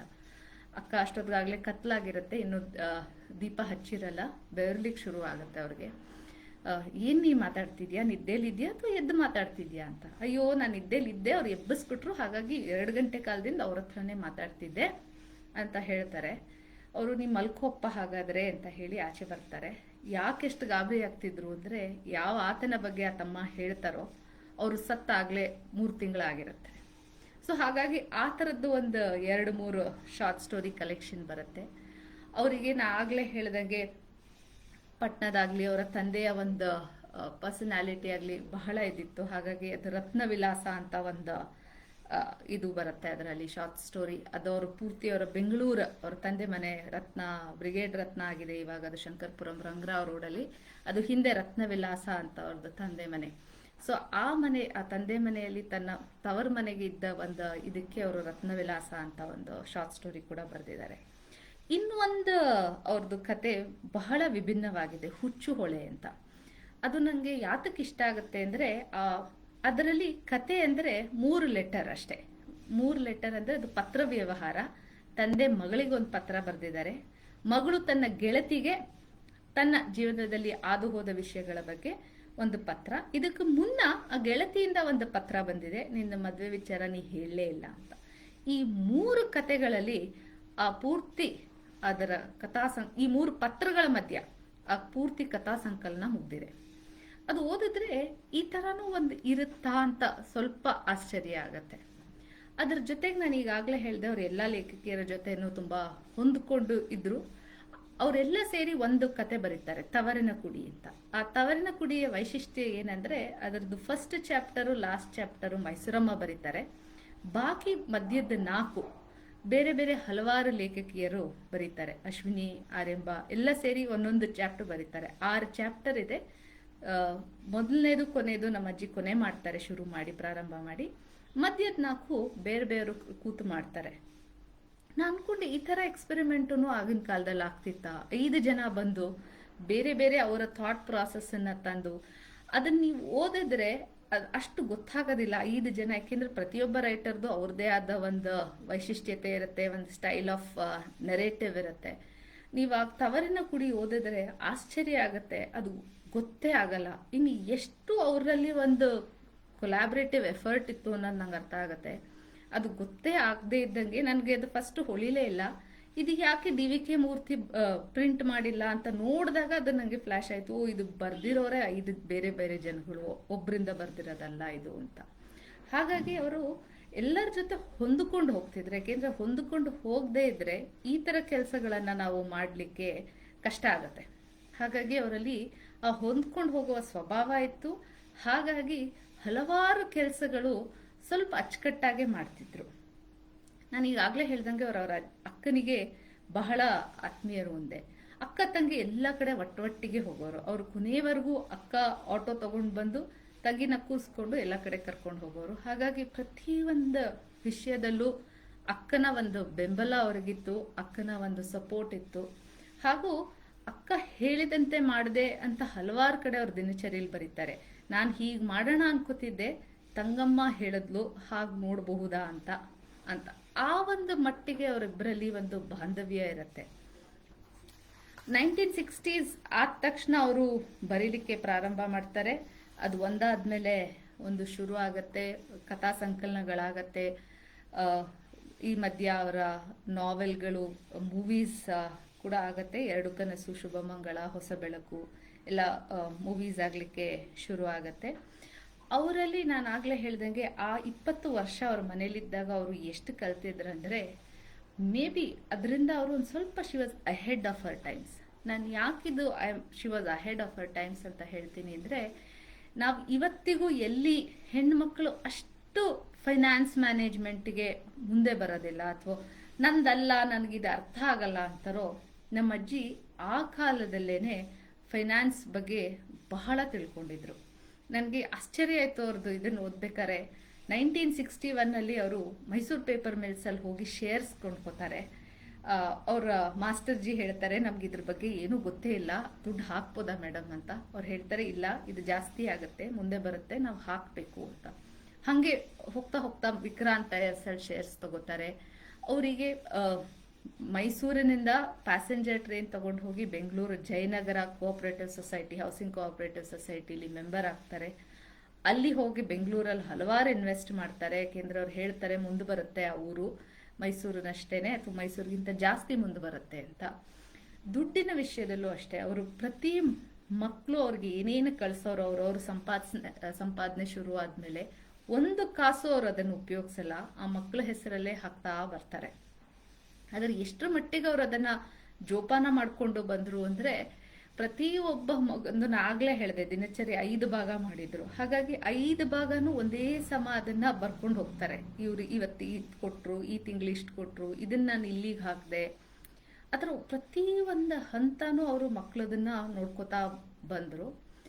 ಹಾಗೆ ನಾನು ಆಗ್ಲೇ ಹೇಳ್ದಾಗೆ she was ahead of her times. ಯಾಕೆಂದ್ರೆ ನಾವು ಅಮಾನ್ಯ ಅಷ್ಟು ಒಂದು ದುಡ್ಡಿಂದೇ ಆಗ್ಬೋದು ಅಥವಾ ಕೊನೆಯವರೆಗೂ ಅದನ್ನ ಉಳಿಸ್ಕೋಬೇಕು ಅಥವಾ ನನಗೆ ಮುಂದೆ ಬೇಕಾಗಬಹುದು ಅನ್ನೋ ಒಂದು ಇದು ಅವರಲ್ಲಿ ಆಗ್ಲೇ ಇತ್ತು. ಯಾಕೆಂದ್ರೆ 60s ಇಂದ ಅವರು ಪ್ರತಿ ಒಂದು ಬರ್ದಿದ್ರಿಂದ ಬಂದಿದ್ದ ದುಡ್ಡೇ ಇರ್ಬೋದು, ಏನೇ ಇರ್ಬೋದು, ಅದನ್ನ ಜೋಪಾನ ಮಾಡ್ತಾ ಅಷ್ಟನ್ನು ಕಾಪಾಡ್ಕೊಂಡು ಬಂದ್ರು. ಅದನ್ನ ಬರ್ಕೋತಾನು ಬರ್ತಾರೆ, ಪ್ರತಿಯೊಂದನ್ನು ಶಿಸ್ತಿನಿಂದ ಬರ್ದಿಟ್ಟು ಹೋಗ್ತಾರೆ. ಇದನ್ನ ಹಿಂಗೆ ಮಾಡಬೇಕು ಹಂಗೆ ಮಾಡಬೇಕು ಅಂತ. ಎಲ್ಲದಕ್ಕಿಂತ ಹೆಚ್ಚಾಗಿ ಆಸೆ ಇರುತ್ತೆ ಮೊಮ್ಮಕ್ಕಳ ಮೇಲೆ, ಅಥವಾ ಅವ್ರ ಮುಂದೆ ಬರ್ತಿದಾರಾ, ಏನ್ ಮಾಡ್ತಿದ್ದಾರೆ ಅಂತ. ನನ್ನ ಎರಡನೇ ದೊಡ್ಡಪ್ಪ ಮದ್ವೆ ಆಗಿದ್ದು ಆಂಗ್ಲ ಭಾಷಾ ಹುಡುಗಿನ. ಸ್ವಲ್ಪ ಅವ್ರಿಗೆ ಮನ್ಸಿಗೆ ಅದು ನೋವು ಇರಬಹುದು ಅಂತ ಕಾಣುತ್ತೆ, ಯಾಕೆಂದ್ರೆ ಅವರ ಶಾರ್ಟ್ ಸ್ಟೋರಿ ಸಾಕ್ಷಿಲಿ ಅದು ಬರುತ್ತೆ. ಮಕ್ಕಳು ಒಂದು ಮಾತು ಅಪ್ಪ ಅಮ್ಮನ ಕೇಳಿ ಮಾಡ್ಕೊಂಡ್ರು ತಪ್ಪಿಲ್ಲ ಅಲ್ವಾ ಅನ್ನೋದು. ಆದ್ರೆ ಅವರು ಅದನ್ನ ಯಾವತ್ತೂ ಜಾನೆಟ್ ಆಂಟಿಗಾಗ್ಲಿ ಅಥವಾ ಅವ್ರ ಮಕ್ಕಳಿಗಾಗ್ಲಿ ಅದನ್ನ ತೋರಿಸ್ಕೊಡ್ಲಿಲ್ಲ. ಅವ್ರಿಗೆ ಅವರ ಆ ಮೊಮ್ಮಗಳ ವಾಣಿ ಅವಳು ಬರೆಯೋ ಹವ್ಯಾಸ ಇತ್ತು. ತುಂಬಾ ಸಂತೋಷ ಪಟ್ಕೊಂಡು ಬರ್ಕೊಂಡಿದ್ದಾರೆ. ಓ, ಅವಳು ಕತೆ ಬರೀತಾಳೆ, ಅವಳು ಪೋಯಂ ಬರೀತಾಳೆ. ಆ ಮಕ್ಳ ಇನ್ನೊಬ್ಬರದ್ದು ಕಾಗದಗಳನ್ನೆಲ್ಲ ಇಟ್ಕೊಂಡಿದ್ರು ಅವ್ರ ಜೊತೆಯಲ್ಲಿ. ಅವ್ರು ಇರೋವರೆಗೂ ಎಲ್ಲಾ ಕಾಗದಗಳನ್ನು ಅವರು ಜೋಪಾನ ಮಾಡಿ ಇಟ್ಟಿದ್ರು. ಅಷ್ಟೇ ಅಲ್ಲ, ಅವರು ಇಂಡಿಯಾಗೆ ಬಂದಾಗ ಅವ್ರಿಗೆ ಅನ್ಸುತ್ತೆ, ನಾನು ಏನು ಸೀರೆ ಅಂತ ಕೊಡ್ಲಿಕ್ಕಾಗಲ್ಲ ಸೊಸೆ ಮೊದಲನೇ ಸತಿ ಬಂದಾಗ ಅಂತ KSIC ಮೈಸೂರು ಫ್ಯಾಕ್ಟ್ರಿಗೆ ಹೋಗಿ ಅಲ್ಲಿ ಶೋರೂಮ್ ಅಲ್ಲಿ ಬಟ್ಟೆ ಆರಿಸಿ ಅವ್ರಿಗೊಂದು ಫ್ರಾಕ್ ಹೊಲಿಸ್ಕೊಡ್ತಾರೆ. ಸೊ ಹಾಗಾಗಿ ಸೀರೆ ಕೊಡ್ಲಿಕ್ಕೆ ಆಗದೆ ಇದ್ರು ಸೊಸೆ ಮೊದಲನೇ ಬಾರಿಗೆ ಮನೆಗೆ ಬರ್ತಿದ್ದಾಳೆ, ನಾನು ಅವಳಿಗೆ ಏನಾದ್ರು ಕೊಡದೆ ಇದ್ರೆ ಸರಿ ಹೋಗಲ್ಲ ಅನ್ನೋ ಒಂದು ಇದಿತ್ತು ಅವರಲ್ಲಿ. ಹಾಗಾಗಿ ಅವರು ಹೋಗಿ ಅವ್ರಿಗೊಂದು ಫ್ರಾಕ್ ಹೊಲಿಸ್ಕೊಂಡು ಬರ್ತಾರೆ. ಮೊಮ್ಮಗುಗೆ ಮತ್ತೆ ಅವ್ರಿಗೆ ಇಬ್ರಿಗೂ ಸಿಲ್ಕಿನಲ್ಲಿ ಅವರು ಫ್ರಾಕ್ ಮಾಡ್ಕೊಡ್ತಾರೆ. ಹಾಗಾಗಿ ಪ್ರತಿಯೊಂದು ಹಂತದಲ್ಲೂ ಅವ್ರು ಅದನ್ನ ನೋಡೋರು, ನನ್ನಿಂದ ಏನಾರು ಒಂದು ಹೆಲ್ಪ್ ಆಗತ್ತಾ, ಏನಾರು ಒಂದು ಸಹಾಯ ಸಿಗತ್ತಾ ಅನ್ನೋದನ್ನ ಅವ್ರು ಯಾವಾಗ್ಲೂ ನೋಡೋರು. ಹಾಗೇನೆ ಅವರು ಪೋಸ್ಟ್ ಮ್ಯಾನ್, ನಮ್ಮ ಮನೆಗೆ ತುಂಬಾ ಪೋಸ್ಟ್ ಬರ್ತಿತ್ತು, ಯಾಕೆಂದ್ರೆ ಅವ್ರಿಗೆ ಫ್ಯಾನ್ ಮೇಲ್ ತುಂಬಾ ಬರೋದು. ಹಾಗಾಗಿ ನಮಗೆ ಪೋಸ್ಟ್ ಸುಮಾರು ಬರ್ತಿತ್ತು. ಹಾಗ ಯಾರೇ ಪೋಸ್ಟ್ ಮ್ಯಾನ್ ಆಗ್ಲೇ ಹೇಳಿದವ್ರು ಎಲ್ಲರನ್ನೂ ಒಂದು ಹೆಸರು ಹಿಡಿದು ಮಾತಾಡ್ಸೋರು, ಕೂಡ್ಸೋರು. ಅವ್ರಿಗೆ ಅದೊಂದಿತ್ತು, ಅವ್ರು ಬಿಸಿಲಲ್ಲಿ ಬರ್ತಾರೆ ಮಟ್ ಮಧ್ಯಾಹ್ನ, ಅವ್ರಿಗೆ ಒಂದ್ ನೀರು ಕೊಡ್ಲಾ ಅಂತ ಕೇಳೋರು. ಆತರ ಇತ್ತು ಅವ್ರದ್ದು. ಈ ಒಂದು ಕೆಳಗೆ ಬಿದ್ದ ಕಾಗದ ಅಂತ ಒಂದು ಶಾರ್ಟ್ ಸ್ಟೋರಿ ಇದೆ. ಅದರಲ್ಲಿ ನಂಜಮ್ಮ ಅಂತ ಒಂದು ಪಾತ್ರ. ಆಕೆ ಅವತ್ತು ಸಂಕ್ರಾಂತಿ ಹಬ್ಬ, ಬೀದಿ ಬಾಗ್ಲಲ್ಲಿ ಕೂತ್ಕೊಂಡು ಬೆಳಗಿಂದ ಓಡಾಡ್ತಿರ್ತಾರೆ. ಜನ ಸಡಗರ ನಡೀತಿದೆ, ಸಂಕ್ರಾಂತಿ ಹಬ್ಬದು ಎಳಬೀರ ಸಡಗರ ನಡೀತಾ ಇರುತ್ತೆ. ಎಲ್ಲರನ್ನು ನೋಡ್ತಾ ಆಕೆ ಕೂತಿರ್ತಾರೆ. ಹೋದವ್ರನ್ನ ಬಂದವ್ರನ್ನ ಮಾತಾಡಿಸ್ಕೊಂಡು ಹೋಗ್ತಾ ಇರ್ತಾರೆ. ಹಾಗೆ ಅವರು ಮಾತಾಡಿಸ್ತಾ ಹೋಗ್ತಿರ್ಬೇಕಾದ್ರೆ ಪ್ರತಿಯೊಬ್ರು ಬರ್ತಾರೆ ಹತ್ರ, ಇಲ್ಲೇ ಹೋಗ್ತಿದೀವಿ, ಇಲ್ಲಿ ಹಂಚ್ತಿದೀವಿ ಅಂತೆಲ್ಲ ಹೇಳ್ತಾರೆ. ಹಾಗೆ ಅವ್ರದ್ದು ದಿನ ಕಳೆಯತ್ತೆ. ಸಂಜೆ ಕತ್ಲಾಗ್ತಾ ಬರುತ್ತೆ. ಅವರು ಎದ್ದೇಳ್ತಾರೆ, ಇವು ಕತ್ಲಾಗೋಯ್ತು, ನಾನು ದೀಪನೇ ಹಚ್ಚಿಲ್ಲ ಅಂತ. ಆ ಥರ ಎದ್ದಾಗ ಅವ್ರಿಗೆ ಕೆಳಗಡೆ ಒಂದು ಸಣ್ಣ ಪೇಪರ್ ಕವರ್ ಕೆಳಗೆ ಬೀಳತ್ತೆ. ಅವ್ರು ಅದನ್ನ ಎತ್ಕೊಂಡು ನೋಡ್ತಾರೆ. ಆಕೆ ಯಾಕೆ ಅದನ್ನ ಇಟ್ಕೊಂಡು ನೋಡಿರ್ತಾರೆ ಅಂದ್ರೆ, ಬೆಳಗಿನಿಂದ ಓಡಾಡ್ತಿರೋರ ಪೈಕಿ ಯಾರು ತಮಗೂ ಒಂಚೂರು ಎಳ್ಳು ಕೊಡ್ಬೋದು ಅನ್ನೋ ಒಂದು ಆಸೆಯಿಂದ ಆಕೆ ಕೊಟ್ರೆ ಇಸ್ಕೊಳ್ಳಿಕ್ಕಾಗತ್ತೆ ಅಂತ ಒಂದು ಕಾಗದ ಚೀಟಿ ಇಟ್ಕೊಂಡು ಕಾಯ್ತಾ ಕೂತಿರ್ತಾರೆ. ಆದ್ರೆ ಜನ ಅವರ ದೈನಂದಿನ ಕೆಲಸಗಳಲ್ಲಿ ಅಷ್ಟು ಗಮನ ಕೊಡಲ್ಲ. ಎಲ್ರಿಗೂ ಅವ್ರವ್ರಿಗೆ ಗೊತ್ತಿರೋರ್ಗೆ ಬೀರದಿರುತ್ತೆ. ಹಾಗಾಗಿ ಓಡಾಡ್ಕೊಂಡು ಯಾರು ಅವ್ರಿಗೆ ಎಳ್ಳು ಕೊಡೋದೇ ಇಲ್ಲ. ಅದು ಬಹುಶಃ ಯಾರ್ದೋ ಜೀವನದಲ್ಲಿ ನಡೆದಿದ್ದ ಅಥವಾ ಇವ್ರಿಗೆ ಯಾರೋ ಹೇಳಿದ್ದ, ಅದು ನಂಗೆ ಗೊತ್ತಿಲ್ಲ. ಆದ್ರೆ ನಮ್ಮನೇಲಿ ಈ ಪದ್ಧತಿ ಅವಾಗಿಂದ ಬಂತು. ನಮ್ಮನೇಲಿ ಎಳ್ಳು ಪ್ರತಿಯೊಬ್ಬರಿಗೂ, ನಾನು ಹೇಳಿದೆ ಅಲ್ವಾ, ನಮ್ಮ ಇವರಿಗೆ ಪೋಸ್ಟ್ ಅವರಿಗೆ ಆಗ್ಬೋದು, ಯಾರಿಗೇ ಆದ್ರೂ ನಮ್ಮ ಅಜ್ಜಿ ಅದಕ್ಕೋಸ್ಕರ ಒಂದು 10 ಎಳ್ಳು ಕವರು ಆ ಕಿಟಕಿ ಮೇಲೆ ಇಡ್ತಿದ್ರು. ಅವ್ರಿಗೆಲ್ಲರಿಗೂ ಎಳ್ಳು ಹಂಚ್ಬಿಡಿ ಅಂತ. ಅದು ಎಲ್ಲಿಂದ ಬಂತು ಅಂತ ನಂಗೆ ಗೊತ್ತಿಲ್ಲ, ಆದ್ರೆ ಇದೊಂದು ಅಭ್ಯಾಸ ಬಂತು. ಹಾಗಾಗಿ ಅವರು ಪೋಸ್ಟ್ನವ್ರು ಬಂದ್ರು ಅಷ್ಟೇ, ಎಳ್ ಕೊಡಿ ಅಂತ ಹೇಳಿ ಎಳ್ ಇಡ್ಸೋರು. ಅದು ಇವತ್ತಿಗೂ ನಮ್ಮ ಮನೇಲಿ ಬಂದಿದೆ. ನಾವು ಯಾರ ಮನೆಗೆ ಹೋಗಿ ಬೀರದೇ ಇದ್ರು ಈ ತರ ನಾವು ಎಳ್ಳಿಟ್ಟು ಕೊಡೋ ಅಭ್ಯಾಸ ಅದು ಅವತ್ತಿನಿಂದ ಬಂದಿದೆ. ಹಾಗೇನೆ ಒಬ್ಬ ಗೂರ್ಖ ಬರ್ತಿದ್ದ. ಅವರು ಬಂದಾಗ 2 ರೂಪಾಯಿ ಇಸ್ಕೊಂಡು ಹೋಗೋರು ತಿಂಗಳಿಗೆ. ಅವ್ರು ಏನ್ ಕೆಲಸ ಮಾಡ್ತಿದ್ರು ಅಂತ ನಂಗೆ ಯಾವಾಗ್ಲೂ ಕುತೂಹಲ. ನಾನು ಕೇಳ್ದೆ ಅವ್ರು ಏನ್ ಮಾಡ್ತಾರೆ ಅಂತ. ಆಗ ಮೈಸೂರಮ್ಮ ಹೇಳಿದ್ರು, ಅವರು ಬೀಟ್ ಮಾಡ್ತಾರೆ, ಅವ್ರು ಬೀಟ್ ಮಾಡದೆ ಇದ್ರೆ ಕಳ್ಳ ಬಂದ್ಬಿಡ್ತಾರೆ ಅಂತ. ನಂದು ಅವ್ರು ಎಷ್ಟು ಗಂಟೆಗೆ ಮಾಡ್ತಾರೆ ನಂಗೆ ಕೇಳಿಸೇ ಇಲ್ಲ ಅಂತ. ಕೊನೆಗೆ ನಮ್ಮ ಅಜ್ಜಿ ಹೇಳ್ತಾರೆ, ಬಹುಶಃ ಬೆಳಗ್ಗೆ ಬರಬಹುದು ಅಂತ. ನಂದೇ ನಾ ಬೆಳಗ್ಗೆ ನೋಡಿಲ್ಲ, ರಾತ್ರಿ ಬರ್ಬೋದು. ಈ ಚರ್ಚೆ ಪ್ರತಿ ತಿಂಗಳು ನಡೆಯೋದು. ಅವ್ರು ಬರೋರು, ಇಸ್ಕೊಳ್ಳೋರು. ನನಗೆ ಯೋಚನೆ, ಇವ್ರು ಯಾವಾಗ ಬರ್ತಾರೆ, ನಾನು ಈ ಗೂರ್ಖಾನ ನೋಡೇ ಇಲ್ಲ ಅಂತ. ಆಗ ಅವ್ರು ಒಂದಿನ ಹೇಳಿದ್ರು, ನೋಡಪ್ಪ, ಅವ್ರು ಏನೋ ಒಂದು 2 ರೂಪಾಯಿ ಅವಶ್ಯಕತೆ ಇರುತ್ತೆ, ಅದಕ್ಕೋಸ್ಕರ ಅವ್ರು ಹುಡುಕೊಂಡ್ ಬಂದಿದ್ದಾರೆ. ಹಾಗಾಗಿ ನಾವು ಅವ್ರು ಎಷ್ಟು ಗಂಟೆಗೆ ಬರ್ತಾರೆ ಅನ್ನೋದನ್ನ ನಾವು ಯೋಚಿಸೋದ್ರಲ್ಲಿ ಅರ್ಥ ಇಲ್ಲ. ಆ ಮನುಷ್ಯ ಅಷ್ಟು ದೂರದಿಂದ ಎಲ್ಲಿಂದ ಬರ್ತಾರೋ ಬಂದು ಇಸ್ಕೋತಾರೆ ಅಂದಮೇಲೆ ಅವ್ರಿಗೆ ಅವಶ್ಯಕತೆ ಇದೆ. ಅದು ಕೊಡೋದ್ರಿಂದ ನನಗೂ ಏನು ನಷ್ಟ ಇಲ್ಲ, ಹಾಗಾಗಿ ನಾವು ಕೊಡ್ತೀನಿ ಅಂತ ಹೇಳಿದ್ರು. ಅವಾಗ ಅರ್ಥ ಆಗಿರ್ಲಿಲ್ಲ. ನಾನು ಈಗ ಅನ್ಕೋತೀನಿ, ಹೌದು ಅಲ್ವಾ, ಯಾರಿಗೂ ಅವಶ್ಯಕತೆ ಇರೋದ್ರಿಂದ ಬರ್ತಾರೆ, ಅದನ್ನ ಅರ್ಥ ಮಾಡ್ಕೊಂಡು ಇವ್ರು ಅವ್ರಿಗೆ ಅದನ್ನ ಕೊಡ್ತಿದ್ರು. ಹಂಗನ್ಬಿಟ್ಟು ಇವ್ರಿಗೂ ಏನ್ ಆ ತರ ಇರ್ಲಿಲ್ಲ ಹೋಗಿ ಎಲ್ಲರಿಗೂ ಕೊಡೋ ಹಂತಕ್ಕೆ. ಅಂದ್ರೂ ಅವ್ರಿಗೆ ಒಬ್ಬ ಬಂದು ನಮ್ಮನ್ನು ಕೇಳ್ತಿದ್ದಾನೆ, ನಾವು ಅವ್ರಿಗೆ ಕೊಟ್ರೆ ಅದು ತಪ್ಪಿಲ್ಲ ಅನ್ನೋ ಅಷ್ಟು ಅವರಲ್ಲಿ ಇದಿತ್ತು. 1975 ಅಷ್ಟೊತ್ತಿಗೆ ಅವ್ರಿಗೆ ಆಗ್ಲೇ ಹಲವಾರು ಬಹುಮಾನಗಳು ಬಂದಿತ್ತು.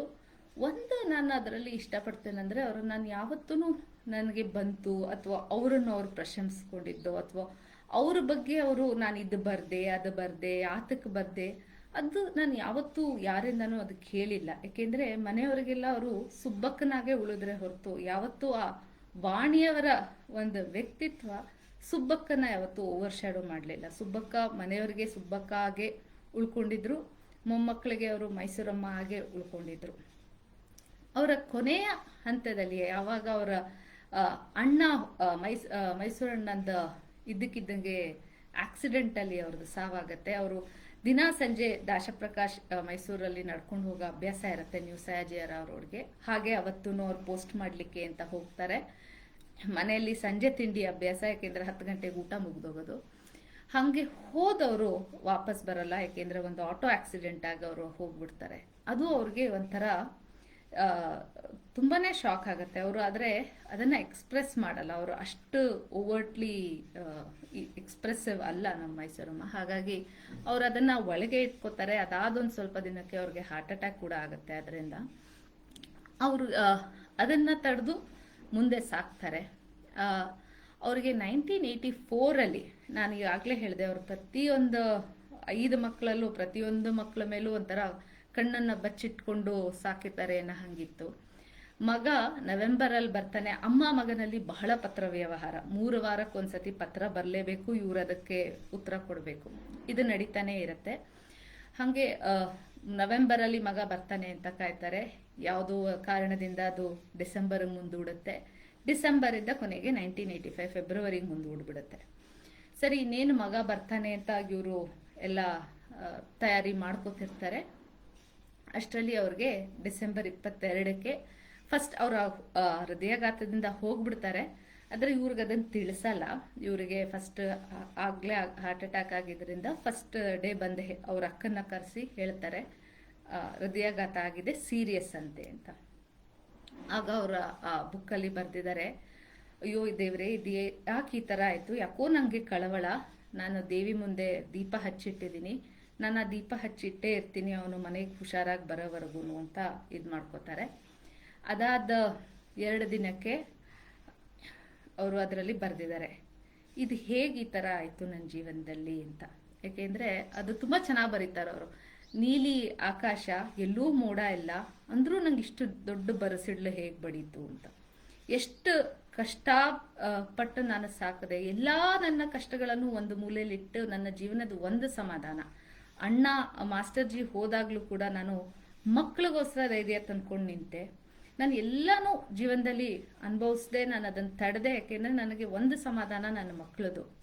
ಇದು ಯಾಕೆ ಈ ಥರ ಆಯಿತು ಅಂತ ಅವ್ರಿಗೆ ಒಂದು ಸ್ವಲ್ಪ ನನಗನ್ಸುತ್ತೆ ಅಲ್ಲಿ ಅವರು ತಡಿಲಿಕ್ಕೆ ಅವ್ರಿಗೆ ಆಗಲೇ ಇಲ್ಲ. ಯಾಕೆಂದರೆ ಅದರಲ್ಲಿ ಬರೀತಾರೆ, ನಾನು ಇದನ್ನು ಬರೀತಾ ಕೂತಿದ್ದೀನಿ ಇಲ್ಲಿ, ನನ್ನ ಮಗು ಅಲ್ಲಿ ದೂರದ ಮಾಂಟ್ರಿಯಲ್ಲಲ್ಲಿ ಕೋಲ್ಡ್ ಸ್ಟೋರೇಜಲ್ಲಿ ಮಲಗಿಸಿದ್ದಾರೆ. ಆಗ ಫ್ಯೂನರಲ್ಗೆ ಕ್ರಿಸ್ಮಸ್ ಟೈಮಲ್ಲಿ ಆಗಲ್ಲ, ಹಾಗಾಗಿ ಅದು ಫ್ಯೂನರಲಲ್ಲಿ ಆಗೋವರೆಗೂ ಕೋಲ್ಡ್ ಸ್ಟೋರೇಜಲ್ಲಿ ಇಟ್ಟಿರ್ತಾರೆ. ಅವ್ರು ಹೇಳ್ತಾರೆ, ನನಗೆ ಒಂದು ಸತಿ ನನ್ನ ಮಗು ಮುಖ ಸಿಕ್ಕಲಿಲ್ಲ, ಅದನ್ನ ನೋಡೋ ಅವಕಾಶನೂ ನನಗೆ ದೇವರು ಯಾಕೆ ಕೊಡಲಿಲ್ಲ ಅಂತ. ಹಾಗೇನೆ ಫ್ಯೂನರಲ್ ಆದ್ಮೇಲೆ ಆಶಸ್ ಬಂದಾಗ ಹೇಳ್ತಾರೆ, ನಾನು ಪೂರ್ತಿ ಮಗನ ಕಳಿಸ್ಕೊಟ್ಟೆ, ಯಾಕೆ ದೇವರೇ ನನಗೆ ಬೂದಿ ವಾಪಸ್ ಕೊಟ್ಬಿಟ್ಟೆ ಅಂತ. ಬಹುಶಃ ಅಲ್ಲಿ ಅವ್ರಿಗೆ ಅದು ತುಂಬಾನೇ ವ್ಯಥೆ ಆಯಿತು. ಅದಾದ ಒಂದು 2 ತಿಂಗಳು ಅವ್ರು ಏನೂ ಬರ್ದಿಲ್ಲ. ಅದಾದಮೇಲೆ 85 ಫೆಬ್ರವರಿ ಹಾಗೆ ಅವರು ಬರೆದಿದ್ದಾರೆ, ನನಗೆ ಈ ಥರ ಆದರೆ ಆ ಹೆಣ್ಣು ಮಗು 3 ಮಕ್ಕಳನ್ನ ಇಟ್ಕೊಂಡು ಏನು ಮಾಡಬೇಕು ಅಂತ. ಅದು ಯೋಚಿಸಿ ಅವರು ಒಂದು ಲೆಕ್ಕ ಮಾಡ್ತಾರೆ. ಅವರು ಮಗನಿಂದ ಏನೇನು ಬರ್ತಿತ್ತೋ ಎಲ್ಲ ಆಗ್ಲೇ ನಾ ಹೇಳಿದೆ, ಪ್ರತಿ ಮಗಂದು ಅವ್ರವ್ರದ್ದು ಇಟ್ಕೋತಿದ್ರು ಅಂತ. ಅದನ್ನೆಲ್ಲ ಲೆಕ್ಕ ಹಾಕಿ ಇದು ಮಾಡ್ತಾರೆ. ಅಷ್ಟರಲ್ಲಿ ಅವ್ರಿಗೆ ಕ್ಯಾನಡಾಯಿಂದ ಇದು ಬರುತ್ತೆ, ಇನ್ಶೂರೆನ್ಸ್ ಎಲ್ಲ ನಿಮ್ಮ ನಾಮಿನಿಯಲ್ಲಿತ್ತು, ನಿಮಗೆ ಕಳಿಸ್ತೀನಿ ಅಂತ ಸೊಸೆ ಬರೀತಾರೆ. ಆ ಪತ್ರ ವ್ಯವಹಾರ ಒಂಥರ ನನಗೆ ಸಂತೋಷ ಆಯಿತು. ಆಗಿನ ಕಾಲದಲ್ಲೂ ಇದು ಸಾಮಾನ್ಯ ಹೇಳ್ತಾರೆ, ಅತ್ತೆ ಸೊಸೆ ಆಗ ಬರದೇ ಇರಬಹುದು ಅಂತ. ಅವರು ಸೊಸೆ ಹೇಳ್ತಾರೆ, ಇಲ್ಲ ನಿಮಗೆ ಅಂತಾನೆ ಇಟ್ಟಿದ್ರು ಅವರು, ನಿಮ್ಮ ಬಗ್ಗೆ ಅವ್ರಿಗೆ ಕಾಳಜಿ ಇತ್ತು, ನೀವು ಇಟ್ಕೊಳ್ಳಿ ಅಂತ. ಆಗ ನಮ್ಮ ಅಜ್ಜಿ ಹೇಳ್ತಾರೆ, ಇಲ್ಲ ನಿನ್ಗೆ 3 ಚಿಕ್ಕ ಮಕ್ಕಳಿದ್ದಾರೆ, ಅಜ್ಜಿಯ ಆಶೀರ್ವಾದ ಅಂತ ನೀನು ಆ 3 ಮಕ್ಕಳ ಹೆಸರಲ್ಲಿ ಇಟ್ಬಿಡು ಅಂತ. ಅದ್ರ ಜೊತೆಗೆ ಅವರು ಇದೆಲ್ಲನೂ ಒಂದು ಪಟ್ಟಿ ಮಾಡ್ತಾರೆ. ಅವ್ರ ಹತ್ರ ಇದ್ದ ಹಣಕಾಸೆಲ್ಲ ಒಂದು ಗೂಡಿಸಿ, ಯಾರಿಗೂ ಹೇಳಲ್ಲ ಅವ್ರ ಮನೆಯಲ್ಲಿ, ಸೀದಾ ಆಟೋ ತಗೊಂಡು ಬ್ಯಾಂಕ್ಗೆ ಹೋಗ್ತಾರೆ. ನಮ್ಮ ತಂದೆ ಆಗ ಬ್ಯಾಂಕಲ್ಲಿದ್ದರು. ನಮ್ಮ ತಂದೆ ಗಾಬರಿ ಆಗತ್ತೆ, ಯಾಕೆ ಅಮ್ಮ ಹುಡ್ಕೊಂಡು ಬಂದ್ಲು ಬ್ಯಾಂಕ್ಗೆ, ಏನೋ ಆಯ್ತೇನೋ ಮನೇಲಿ ಅಂತ. ಅವ್ರು ಹೇಳ್ತಾರೆ, ನನ್ನ ಎಡಗೈಯಿಂದ ಆಗಿದ್ದ ಕೆಲಸ ಬಲಗೈ ಗೊತ್ತಾಗ್ಕೂಡ್ದು, ಹಾಗಾಗಿ ಇದು ನಾನು ಇವತ್ತು ನೀನು ಬ್ಯಾಂಕಲ್ಲಿ ಇದೆಯಾ ಅಂತ ಹೇಳ್ತಿದ್ದೀನಿ ಹೊರತು ಇನ್ಯಾವ ಕಾರಣದಿಂದನೂ ಅಲ್ಲ. ನನ್ನ ಹತ್ರ ಇಷ್ಟು ಮೊತ್ತ ಇದೆ, ಇದನ್ನು ನನಗೆ ಫಾರಿನ್ ಎಕ್ಸ್ಚೇಂಜ್ ಮಾಡ್ಲಿಕ್ಕೆ ಗೊತ್ತಿಲ್ಲ, ನೀನು ನನಗೆ ಮಾಡಿಕೊಟ್ಟು ಇದನ್ನು ಕಳಿಸ್ಕೊಟ್ಬಿಡು ಅಂತ. ಅವ್ರು ಹೇಳ್ತಾರೆ, ನನಗೂ ಇದು ಗೊತ್ತಿಲ್ಲ, ನಾನು ಮಾಡಿಲ್ಲ, ನಂಗೊಂದು 2 ದಿನ ಕಾಲಾವಕಾಶ ಕೊಡು, ನಾನು ಮಾಡ್ತೀನಿ ಅಂತ.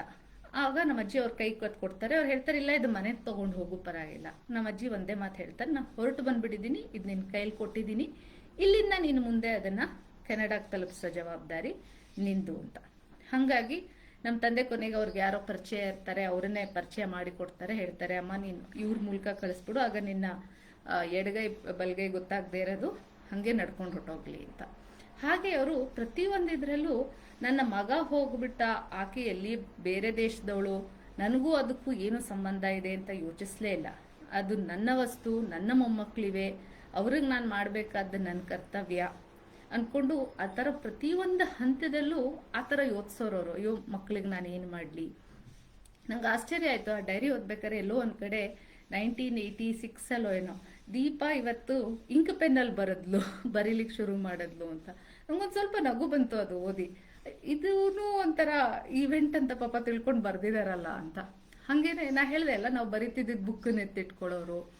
ಪ್ರತಿಯೊಂದು ಮೊಮ್ಮಕ್ಳಿಗೂ ಏನು ನಾನು ಮಾಡಲಿ, ಏನು ನಾನು ನನ್ನಿಂದ ಏನು ಹೆಲ್ಪ್ ಆಗ್ಬೋದು ಮಕ್ಕಳಿಗೆ ಮುಂದೆ ಅನ್ನೋದು ಸದಾ ಯೋಚಿಸ್ತಿದ್ರು. ಬಿಟ್ವೀನ್ 85 to 87 ಅವರು ಪ್ರತಿಯೊಂದು ಎಂಟ್ರಿನೂ ಇದನ್ನು ಸಾರಿ ಹೇಳುತ್ತೆ, ನಾನಿರಲ್ಲ ಮುಂದಕ್ಕೆ ಮಕ್ಕಳಿಗೆ ಹೇಗೆ. ಅವರು ನಮ್ಮ ದೊಡ್ಡ ಸೋದರತೆ ನಮ್ಮ ಜೊತೆ ಇದ್ದರು. 1987 ಅವರು ಬರೀತಾರೆ, ನಾನು ಇವತ್ತು ಅವಳಿಗೆ ಹೇಳಿದ್ದೀನಿ, ನಾನು ಜಾಸ್ತಿ ದಿನ ಇರಲ್ಲ, ಇಬ್ರು ಕೆಲ್ಸಕ್ಕೆ ಹೋಗ್ತಾರೆ. ನಮ್ಮ ತಂದೆ ತಾಯಿ ಇಬ್ರು ಕೆಲಸ ಮಾಡ್ತಿದ್ರು, ಮಕ್ಕಳು ಇಬ್ರು ಚಿಕ್ಕವರು, ಮಕ್ಕಳು ಜೋಪಾನ ಅಂತ ನಾನು ಅವಳಿಗೆ ಹೇಳಿದ್ದೀನಿ. ಏಕೆಂದರೆ ಮಕ್ಕಳನ್ನ ನಾವು ಸಾಕೋದು ನಮ್ಮ ಜವಾಬ್ದಾರಿ.